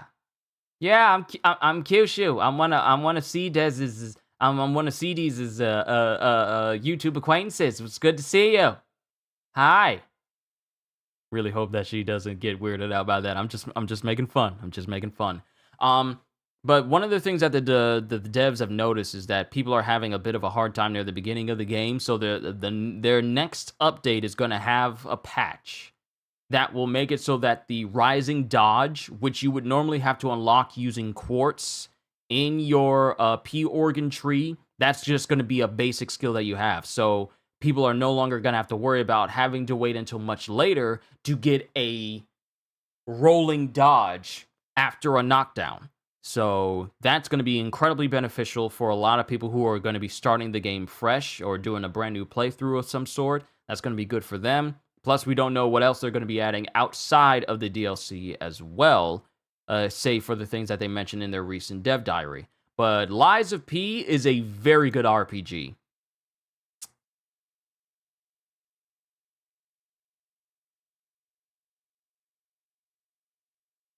However, Final Fantasy XVI's RPG elements just scream what I love about the type of games where you get a character, you level them up, you get gear, you can upgrade that gear, and then that gear can be upgraded multiple times over and over and over again. The powers you get, you can upgrade them to different levels. That just sings to me because those are the things I love in video games. Games that give me options to make my character stronger over time, and you keep allowing me to do that. That's what I love. You guys know I'm a sucker. I'm a complete sap when it comes to skill trees and video games. That's my bread and butter. That is my kryptonite. That is kryptonite. Why did I say kryptonite? Kryptonite, that is my weakness. So for me, Final Fantasy XVI's RPG elements get my vote for best RPG. Close second would be Lies of P, even though it has like your trademark classic RPG stuff that already goes in it. Still want an Invincible game to come out sometime relatively soon myself. They could even dip into the comics and more in that game. The next Invincible game we're getting is Invincible, is related to Eve. It's going to be a visual novel. Somehow it'll have RPG elements in it as a visual novel, but that's the next thing we're getting. Enjoy. Visual novels. No full-fledged open-world Invincible game where we get to fly around playing as Mark. Or like a villain mode where we're playing as Omni-Man and we're just beating everybody up. No, we're getting a visual novel. Best fighting. So I don't know much about Pocket Bravery or God of Rock. I know enough about Street Fighter 6 and Mortal Kombat 1 is Mortal Kombat 1 is there. But for me, Street Fighter 6 simply because I feel less people are talking about what does and doesn't work in there versus what people are saying what does and doesn't work in Mortal Kombat 1. That and me listening to Gajiel talk about his time in it. Best family game. I've played none of these. Yet I go for Mario. Mario. Simply because it's Mario. Ain't that something? You look at some game that you've never played from Mario, and you'll vote for it simply because it is Mario? That seems like it's not one of the best ways to make a decision. I'm just saying. Fire Emblem Engage. I think a lot of people like that one, but a lot of people like Pikmin 4, so I'll pick that. I'm just making choices based off of what I feel is right. Best sports and racing. The Crew Motorfest, Hot Wheels Unleashed 2, Turbocharge, Forza Motorsport, EA Sports, FC 24, and F1 23. I'll go to Forza because I recognize the name. Y'all just need to know I do this every year. The games I play, I'll pick those. But games that I haven't played, I'll just use my best guess. Best multiplayer. So we have Street Fighter 6, Baldur's Gate 3, Diablo 4, Party Animals, and Super Mario Bros. Wonder. I'm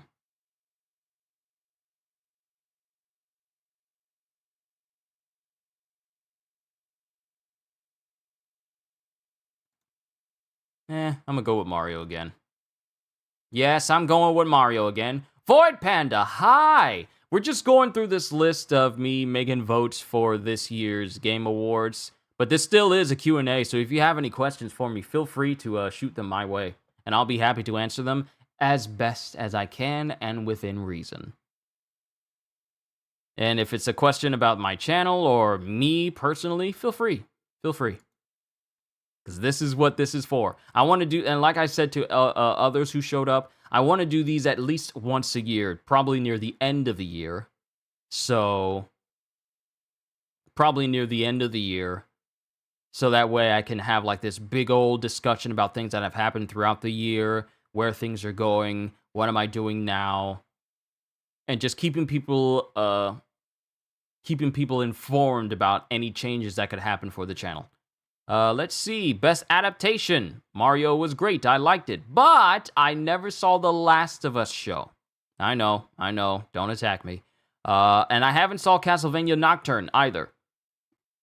Or Twisted Metal. So, but since Mario's the only one, you know what? I'm gonna skip this. I still got time. Most anticipated game. So, we have Final Fantasy VII Rebirth. We have Hades 2, we have Like a Dragon, Infinite Wealth, Star Wars Outlaws, and Tekken 8. Final Fantasy VII Rebirth, because Suicide Squad killed the Justice League, is not in this list. And that's the only reason. Because if it was in this list, I would have picked that instantly. Because I'm still very much looking forward to the game, despite how everyone feels about it. Content Creator of the Year. Iron Mouse, without a question. I love Iron Mouse. She's cool. Because I don't know any of these other jokers. I know Iron Mouse, however, and I would much rather see her win. Best esports game. League of Legends, Counter-Strike, PUBG, Valorant. Okay. I'm gonna keep moving my mouse over, and I'm gonna click one of them.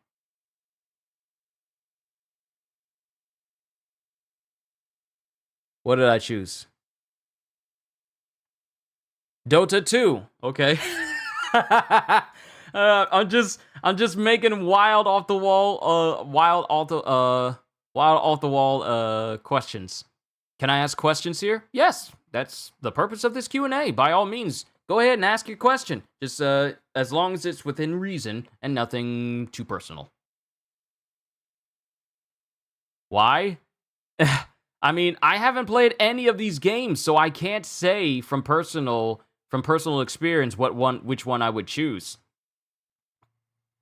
So I just closed my eyes and just picked one by chance, because none of these games are games that I would play, because I'm not into these types of games, per se.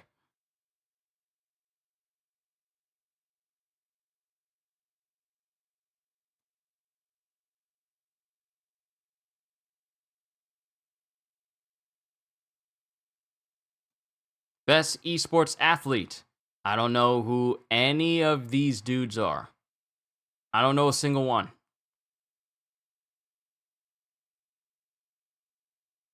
I don't know a single one. I'm skipping. I'm not going to do every single one, just the one that sticks out to me. I don't know any of these teams because I don't watch esports. We're entering into the categories that I never interact with. Ever. Okay, so we're done voting. I'll come back to this and I'll finish off the rest of the categories, because how many categories did I not go to? 1, 2, 3, 4, 5. Just six that I haven't voted on. All right. That's fine. put this video window back to the small size it used to be. All right, back to the Q&A. Because I wanted to take that moment just to do that one little thing. I know it's silly, but I just wanted to do that one little thing because it all stems from me seeing the nominees for Game of the Year. So it just had me think for a hot minute.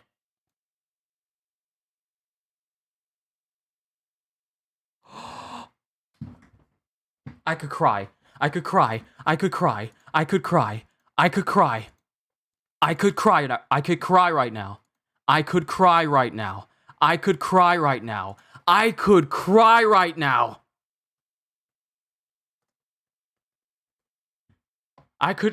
Oh my goodness. Oh my goodness. Oh my goodness.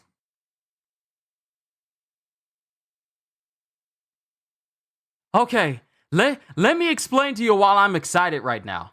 I've been talking. Wait a minute. Let me just say what I'm excited about. I've been talking about Suicide Squad Killed the Justice League and how they need to show more stuff. And what does Rocksteady do 38 minutes ago? While I'm here, they announce, join us this Wednesday. Join us this Wednesday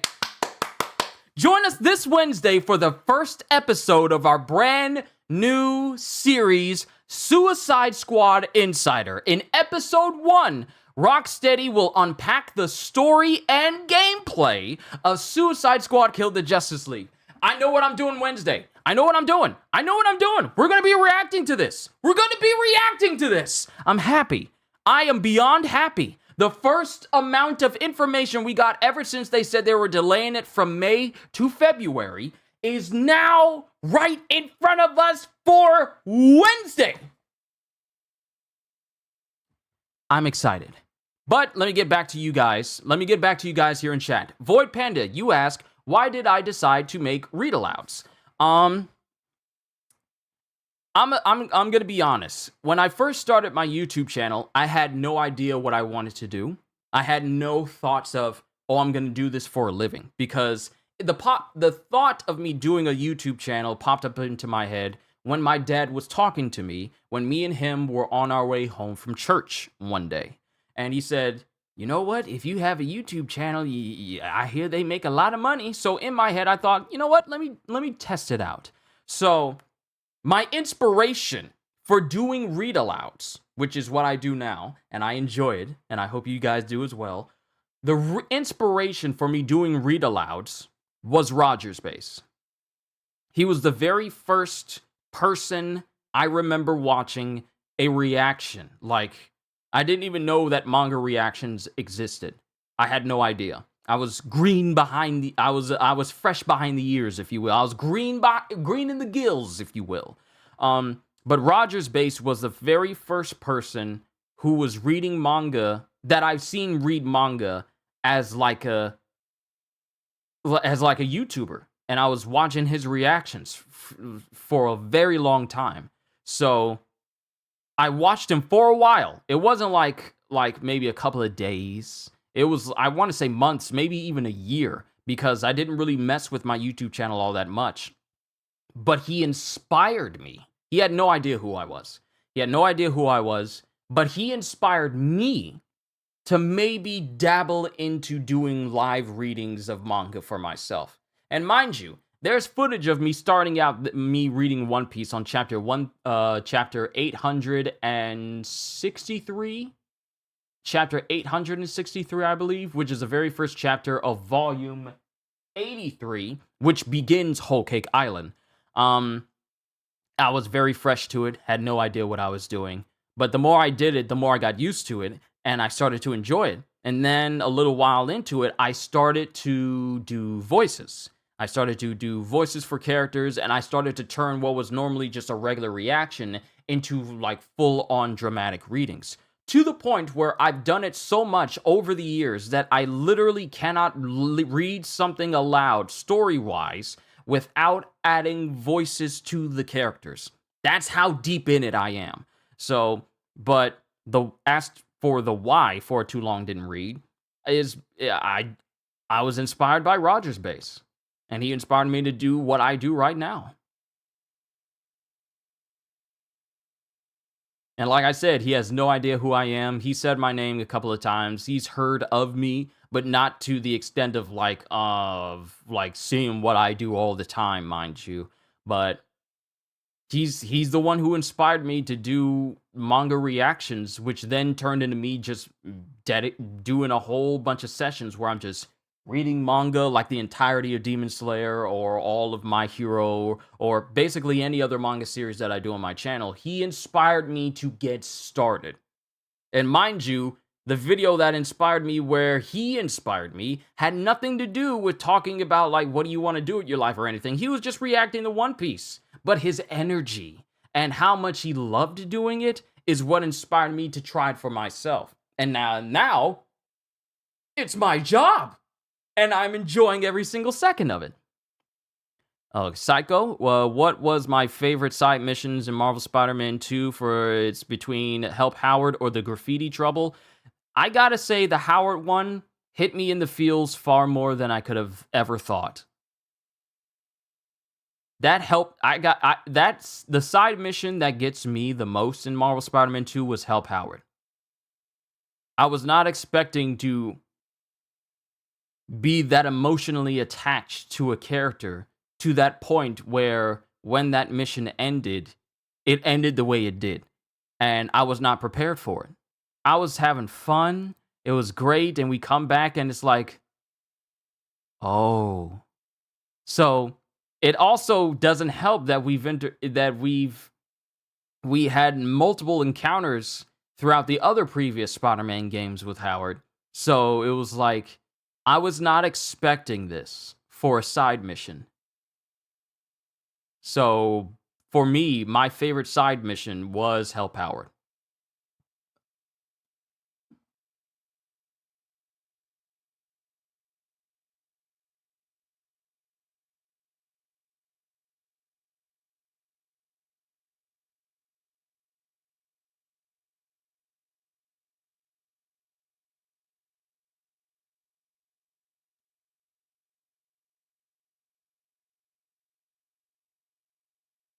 Hold on, let me just see. Let me just see.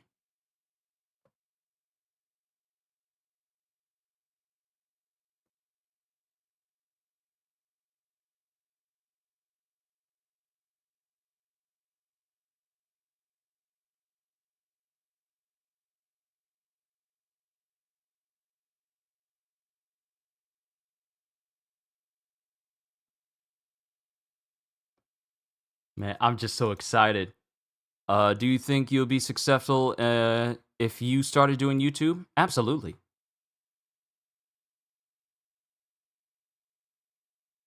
Absolutely. Don't ever think just because it can't be done. I'm just another person who's doing this on YouTube. You can make it. You can make it. I absolutely believe that you can. Don't be intimidated when you see like a whole bunch of people who have millions of subscribers and millions of views. Do not be intimidated by that. Once you get started, the best advice I can offer for you when it comes to doing YouTube is to do your own thing.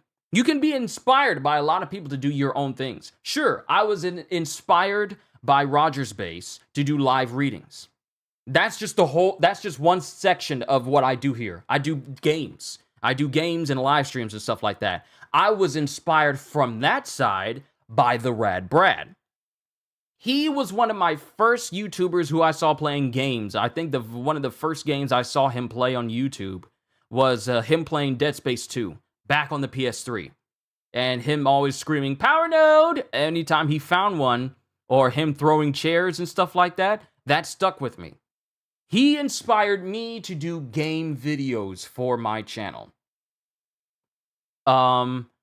But even though they do these things that I also do on my channel, the only person who can do these types of things that I do on my channel like me is me. See, you started 6 months ago and have, hold on, this stinking emoji thing is in the way. There we go. Started 6 months ago and have 8K views total. Everyone's progression is not going to be the same as everyone else's. Don't expect quick success. It takes time.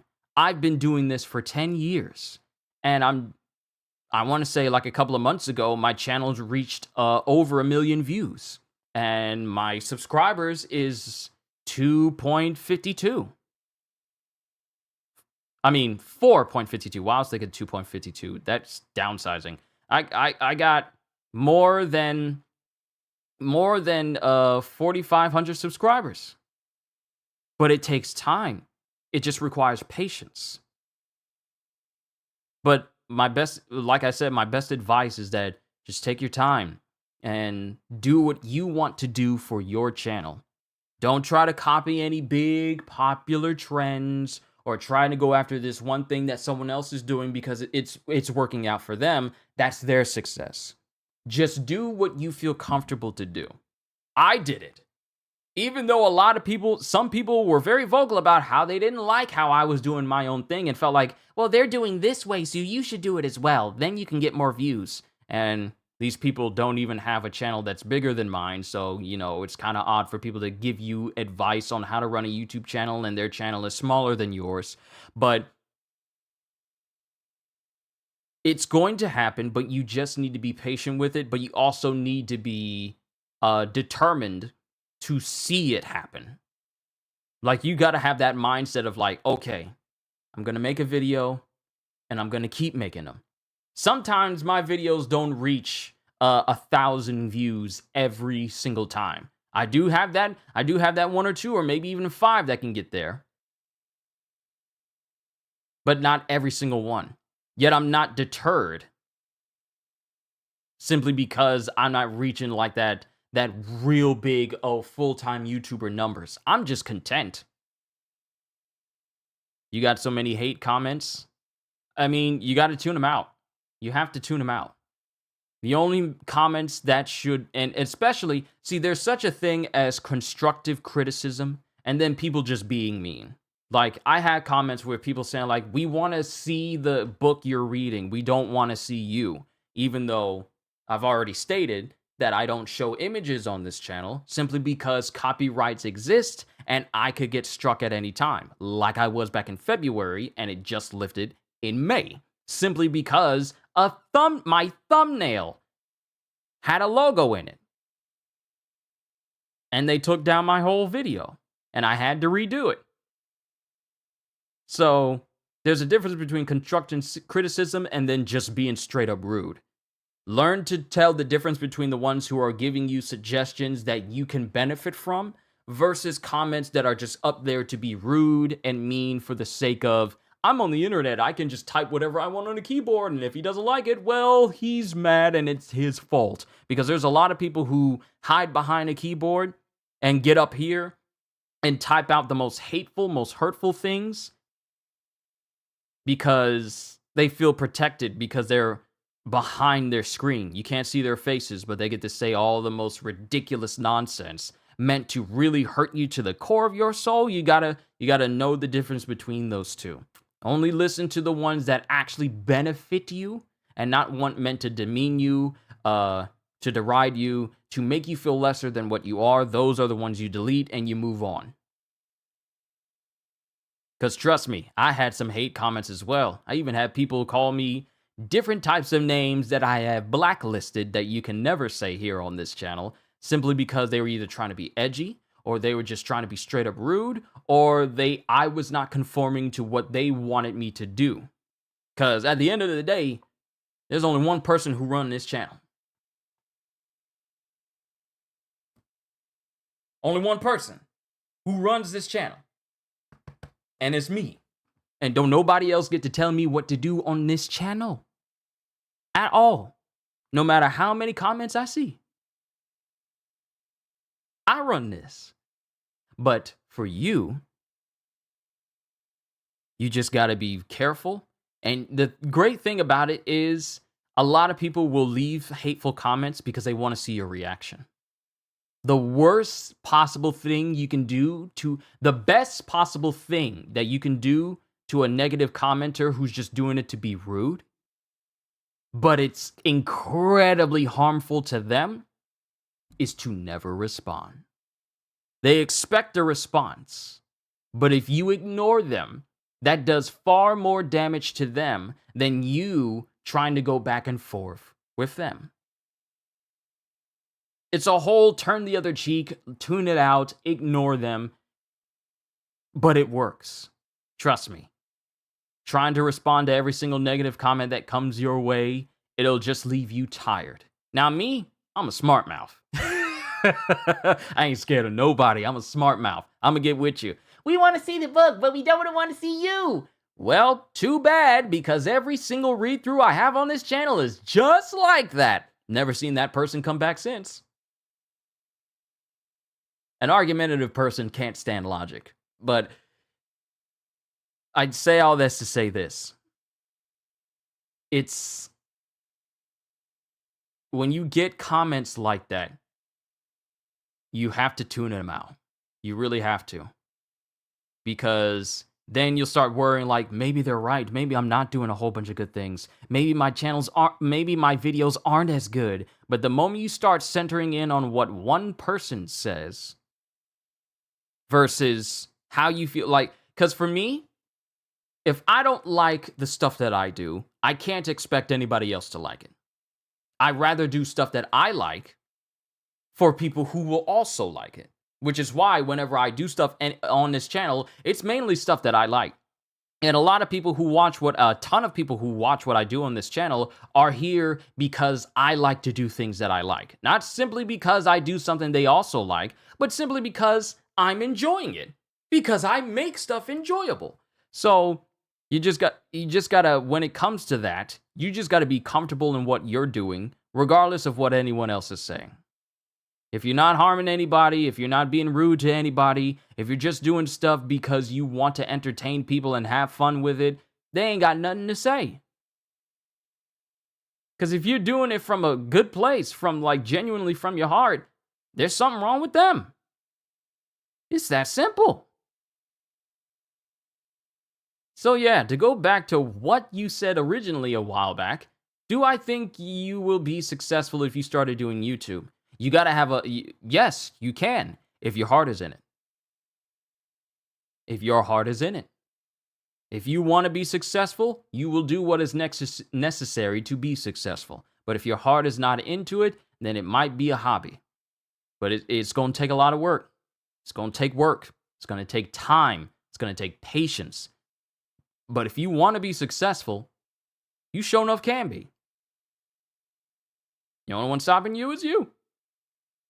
But you said that you started like 6 months ago. But you understand me. You understand me. But yeah. Yeah.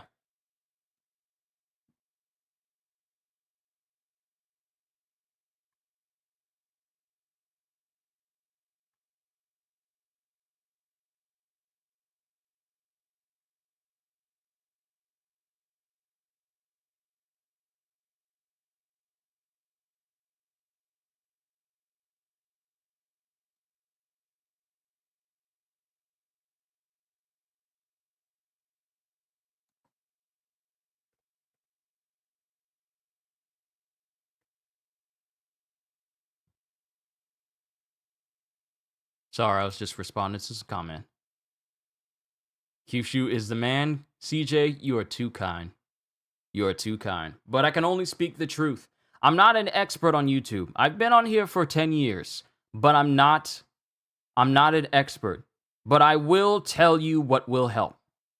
Thank you, you're awesome. Void Panda, if I was any help to you, then hey, I've done my job on top of, making sure you guys are entertained with anything that I do. But that's just how I feel. You can achieve anything. I'm not no big motivational speaker. I come from a place of experience and also from a very strong family that has encouraged me to do what I do right now. Like, for example, Void Panda, you may not know this, but I used to work 3 jobs. Not at the same time, but I had 3 jobs. One was working at Best Buy for 5 years as an inventory specialist, as they call it. But I really was just a warehouse and truck guy. And on occasions, I was security and delivery. Then after that, I transitioned to working at a furniture store where I was just the same thing, where I was just warehouse and furniture guy, who also worked on trucks. And occasionally they had me up at the registers, but they removed me from it because I wasn't trying to get people to sign up for their credit cards. Because I'm like, there's a line here. I want to get these people out. I'm not going to ask them to try and sign up for a credit card, which will keep people going. Sign up for a credit card because you just want to get people to sign up for a credit card, because the way that they had the credit cards things set out, they had like a big old thing that people had to fill out, and that would take time and that will hold up the line. And I just saw that as inefficient, so I didn't do it. So they removed me from the registers because I was not taking part in that inefficiency. I would rather be in the back just working on trucks or building furniture or helping people get rugs down and deliver it to their cars than working on registers. Not because I'm bad at math or anything, but because I didn't like that. I didn't like trying to string people along and make them keep in line, because it could be a very busy summer day and there would be a long line, and it's all like, you didn't ask that person if they wanted to sign up for a credit card. But we got a line. That can wait. We got a line. I want to get the line moving. I just saw it as incredibly inefficient. Then afterwards, I worked at Harris Teeter, which was me working overnights on trucks again, because working on trucks was all I knew and all I was really good at, but it's not where my talent was lying. So I worked there for a number of years as well, dealt with a bevy of people, made some good friends, one of which, she was by far one of the best friends I ever had at the entire place when I was working there. And she later got married, and then she moved to be with her husband. And it's like I was happy for her, because she was also studying to be a lawyer as well. So I was happy for her that she got out of there. And but I stayed there, still not having a mindset of what I wanted to do with my life. And it got to a point where one of my supervisors, before both of them left, and then the whole store started to go downhill after they left, told me, because I was doing voice impressions, like people like my voice impressions and everything, and they found me to be very entertaining. One of my supervisors told me, like, you're wasting your life being here. Do something with that. Do not let that talent you have die out. And so I remembered that in the back of my mind. I remember him telling me that in the back of my mind, but I still continued to work at Harris Teeter because it was the only job that I had. And I didn't want to like just leave just based on a whim. And I had to really pray about it. I had to really think about it and see about where I wanted to go from there. Um, but it got to a point where, like, I live here with my family, and whenever I would get up at night, my shifts were like 10 o'clock or 10:30 at night, or even 11 o'clock at night, all the way to about 7, 8, 9. My latest I got out was 10 o'clock in the morning, and my family was concerned about me because I was gone all night long. Um, it got to a point where my mom was noticing that whenever I would leave to go to these shifts, she noticed that I was all like, I'll just do this and I'll come right back home. She saw me and she knew that I was not, my heart wasn't in it. So and I gave this, and I said the same thing during my announcement of when I left my job in order to do this full on, and this is my main source of income and this is my main job. I said this before, and she told me, like, hey, you be led, pray about it, but we got you if you decide to leave Harris Teeter so you can do this full time, because this is where your heart is at. And I left because I was not happy. It took a while for me to get to that realization, but I was not happy at that time.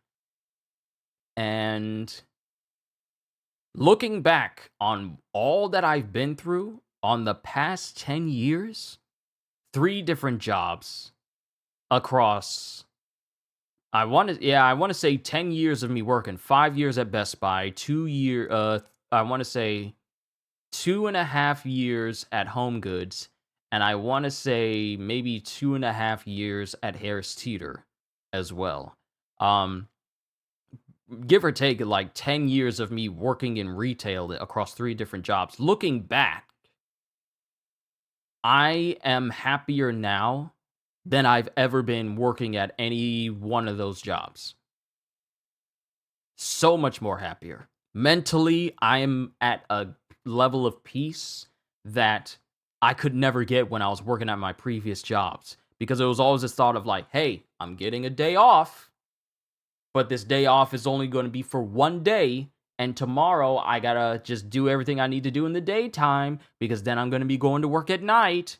And it was that sort of mentality that I had for 10 years straight because I just started working straight out of high school. But to be where I am right now, I'm happy, like deeply and truly happy. Whenever I sit in this chair, which I need to get a new one because this one's getting old and I need to get one with better lumbar support,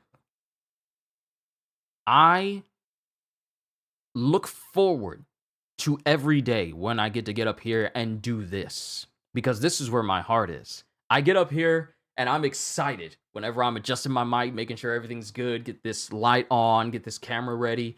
I am happy far more than I've ever been.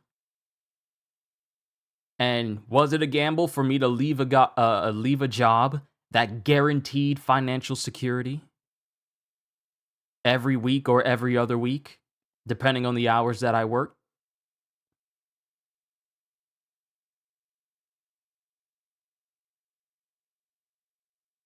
Just thinking back, it was a gamble. It was a gamble. It was a gamble to leave that type of job into a new occupation where sometimes it's not always guaranteed. But at the end of the day, my happiness is all that mattered to me. So here I am, going to be entering into a new year soon, still doing YouTube, still doing fine. I know it can go better. I definitely know it can go better, but still doing fine, enjoying every single moment where I upload a video or have a live stream. If I can do it, I know you can. And who knows, you could probably wind up being far bigger than me or any other YouTuber that's out there. But you gotta want it. You gotta wanna get to that level. Yo, Michael! Missed my live stream from My Hero Academia, but I watched it, and what do I think about the second user's name? Kudo? I like him. I like Kudo. I like Kudo. But I won't discuss too many things manga related. I'll just keep it to its respective videos and streams because I don't want to spoil anyone who is just purely on the anime for My Hero or any other series for that matter. But yeah, Panda, you gotta want it. This is if you want to turn this into something that's major for yourself. If it's a hobby, I understand. But if you want to turn this into something major for yourself, you gotta want it and you gotta work hard. But it's worth it. It's worth it. I'm proud to tell people that I work on YouTube full time, making videos and live streams and doing whatever. It's what I get paid to do. But yeah, I'm just genuinely happy. It's just, my life has gotten even better.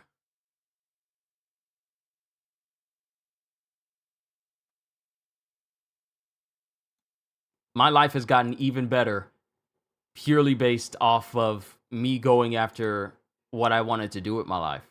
I'm just happy. I really am. I'm just happy.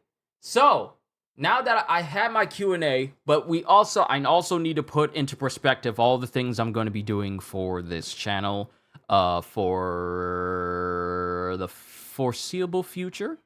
Now, I brought this up to everyone. There's not a lot of major games in November that has my attention, save for The Last Faith, which will be dropping on the... Wow, actually, this going to be dropping the same day as the Suicide Squad Kill the Justice League videos.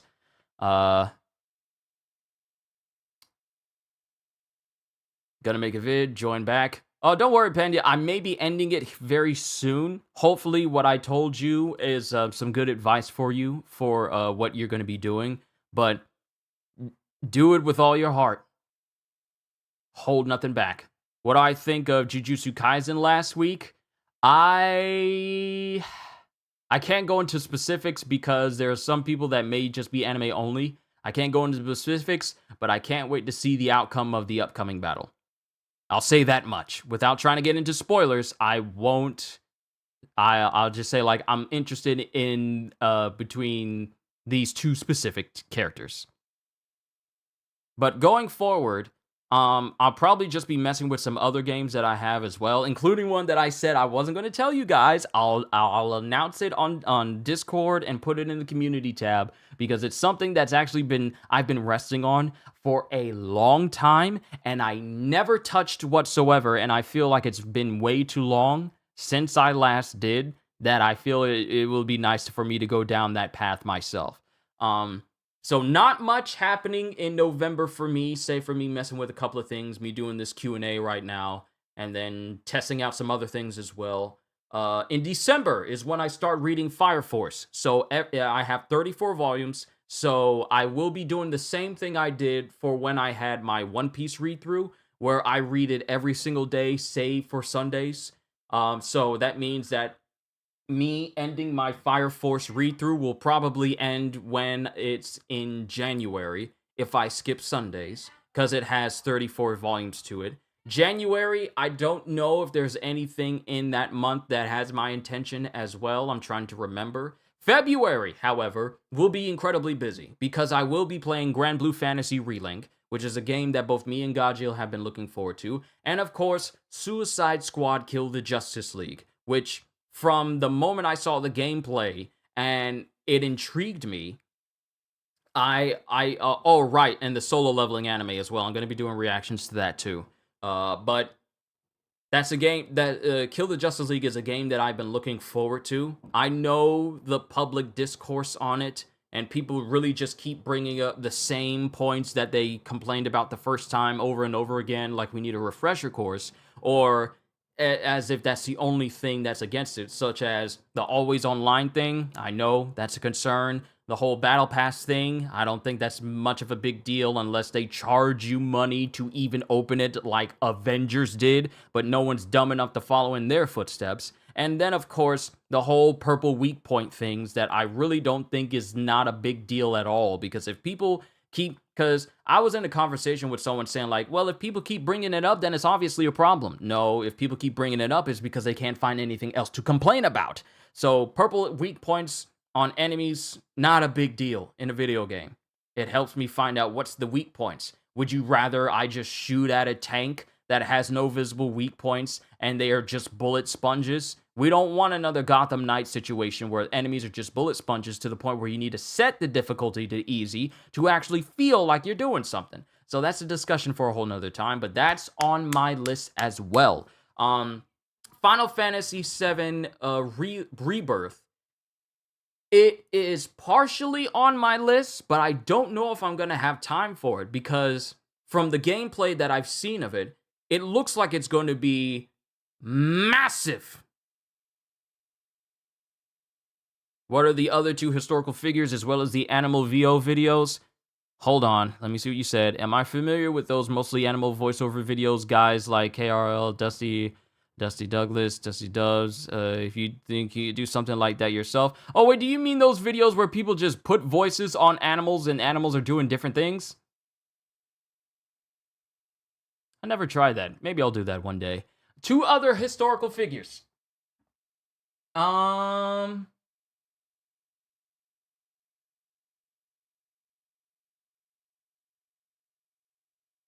Teddy Roosevelt, a president who got shot while giving his inauguration speech, I think, got shot, ignored it, and then continued his speech. That would be cool to meet him. And,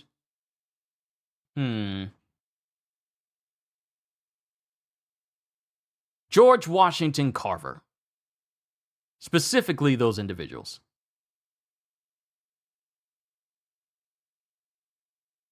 I would love to meet them. They would be interesting. But yeah, that's just kind of a bit of the lineup of what I'm going to be doing for this channel as a whole. And I just wanted to say thank you to everyone whether you're new here on this channel and you're just tuning in for the first time, maybe to trying to see what this guy is all about, you know?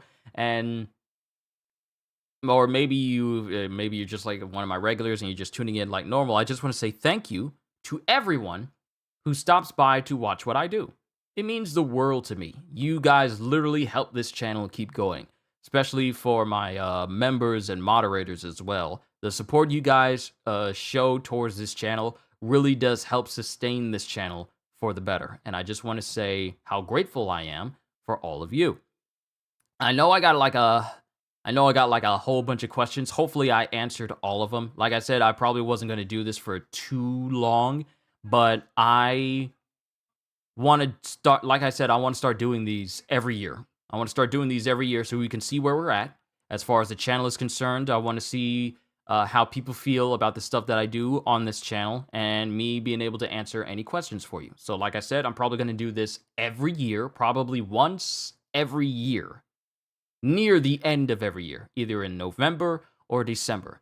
So that way we'll have a lot more to talk about near the end, rather than me trying to do it in the middle of the year and there's still more stuff to talk about, and then I try to do another stream later. So this will probably be what I try to do for the foreseeable future, because that feels comfortable. That feels right to me. But I don't have anything else. I don't have anything else to go off on, because I really want to join in this conversation in the Kill the Justice League Discord, because people are going off because we finally got new news. CJ, we finally got new news for Kill the Justice League. They're making deep dives starting this week. I'm happy. I've been looking forward to this for so very long. I can't wait to join the conversation and get back to Blasphemous, because I'm having a lot of fun with that game. I'm having a whole bunch of fun with that game. But I'm done, ladies and gentlemen. I enjoyed today's session for Q&A, and hopefully I answered all of your questions the best way I can, and I hope I gave you the best answers, and handled your requests. Please let me know if you have anything else for me that you want me to, answer, or anything else later. I'll be happy to answer, especially if this video goes up and you guys leave comments. I will be happy to answer your questions in the comments as well. But I think this is a good place to stop. So, for everyone right here, right now, don't worry, CJ, I'll watch Record of Ragnarok and listen to the voice of Zeus. I will not forget. All I can say to everyone right here, right now is, hope you all enjoyed. Can't wait to see you all in my next video. Like, comment, and subscribe, because I am always looking forward to entertaining you. So have a fantastic day, and once again, as always, later, peoples. You guys have no idea just how much of a joy it is to do this for all of you.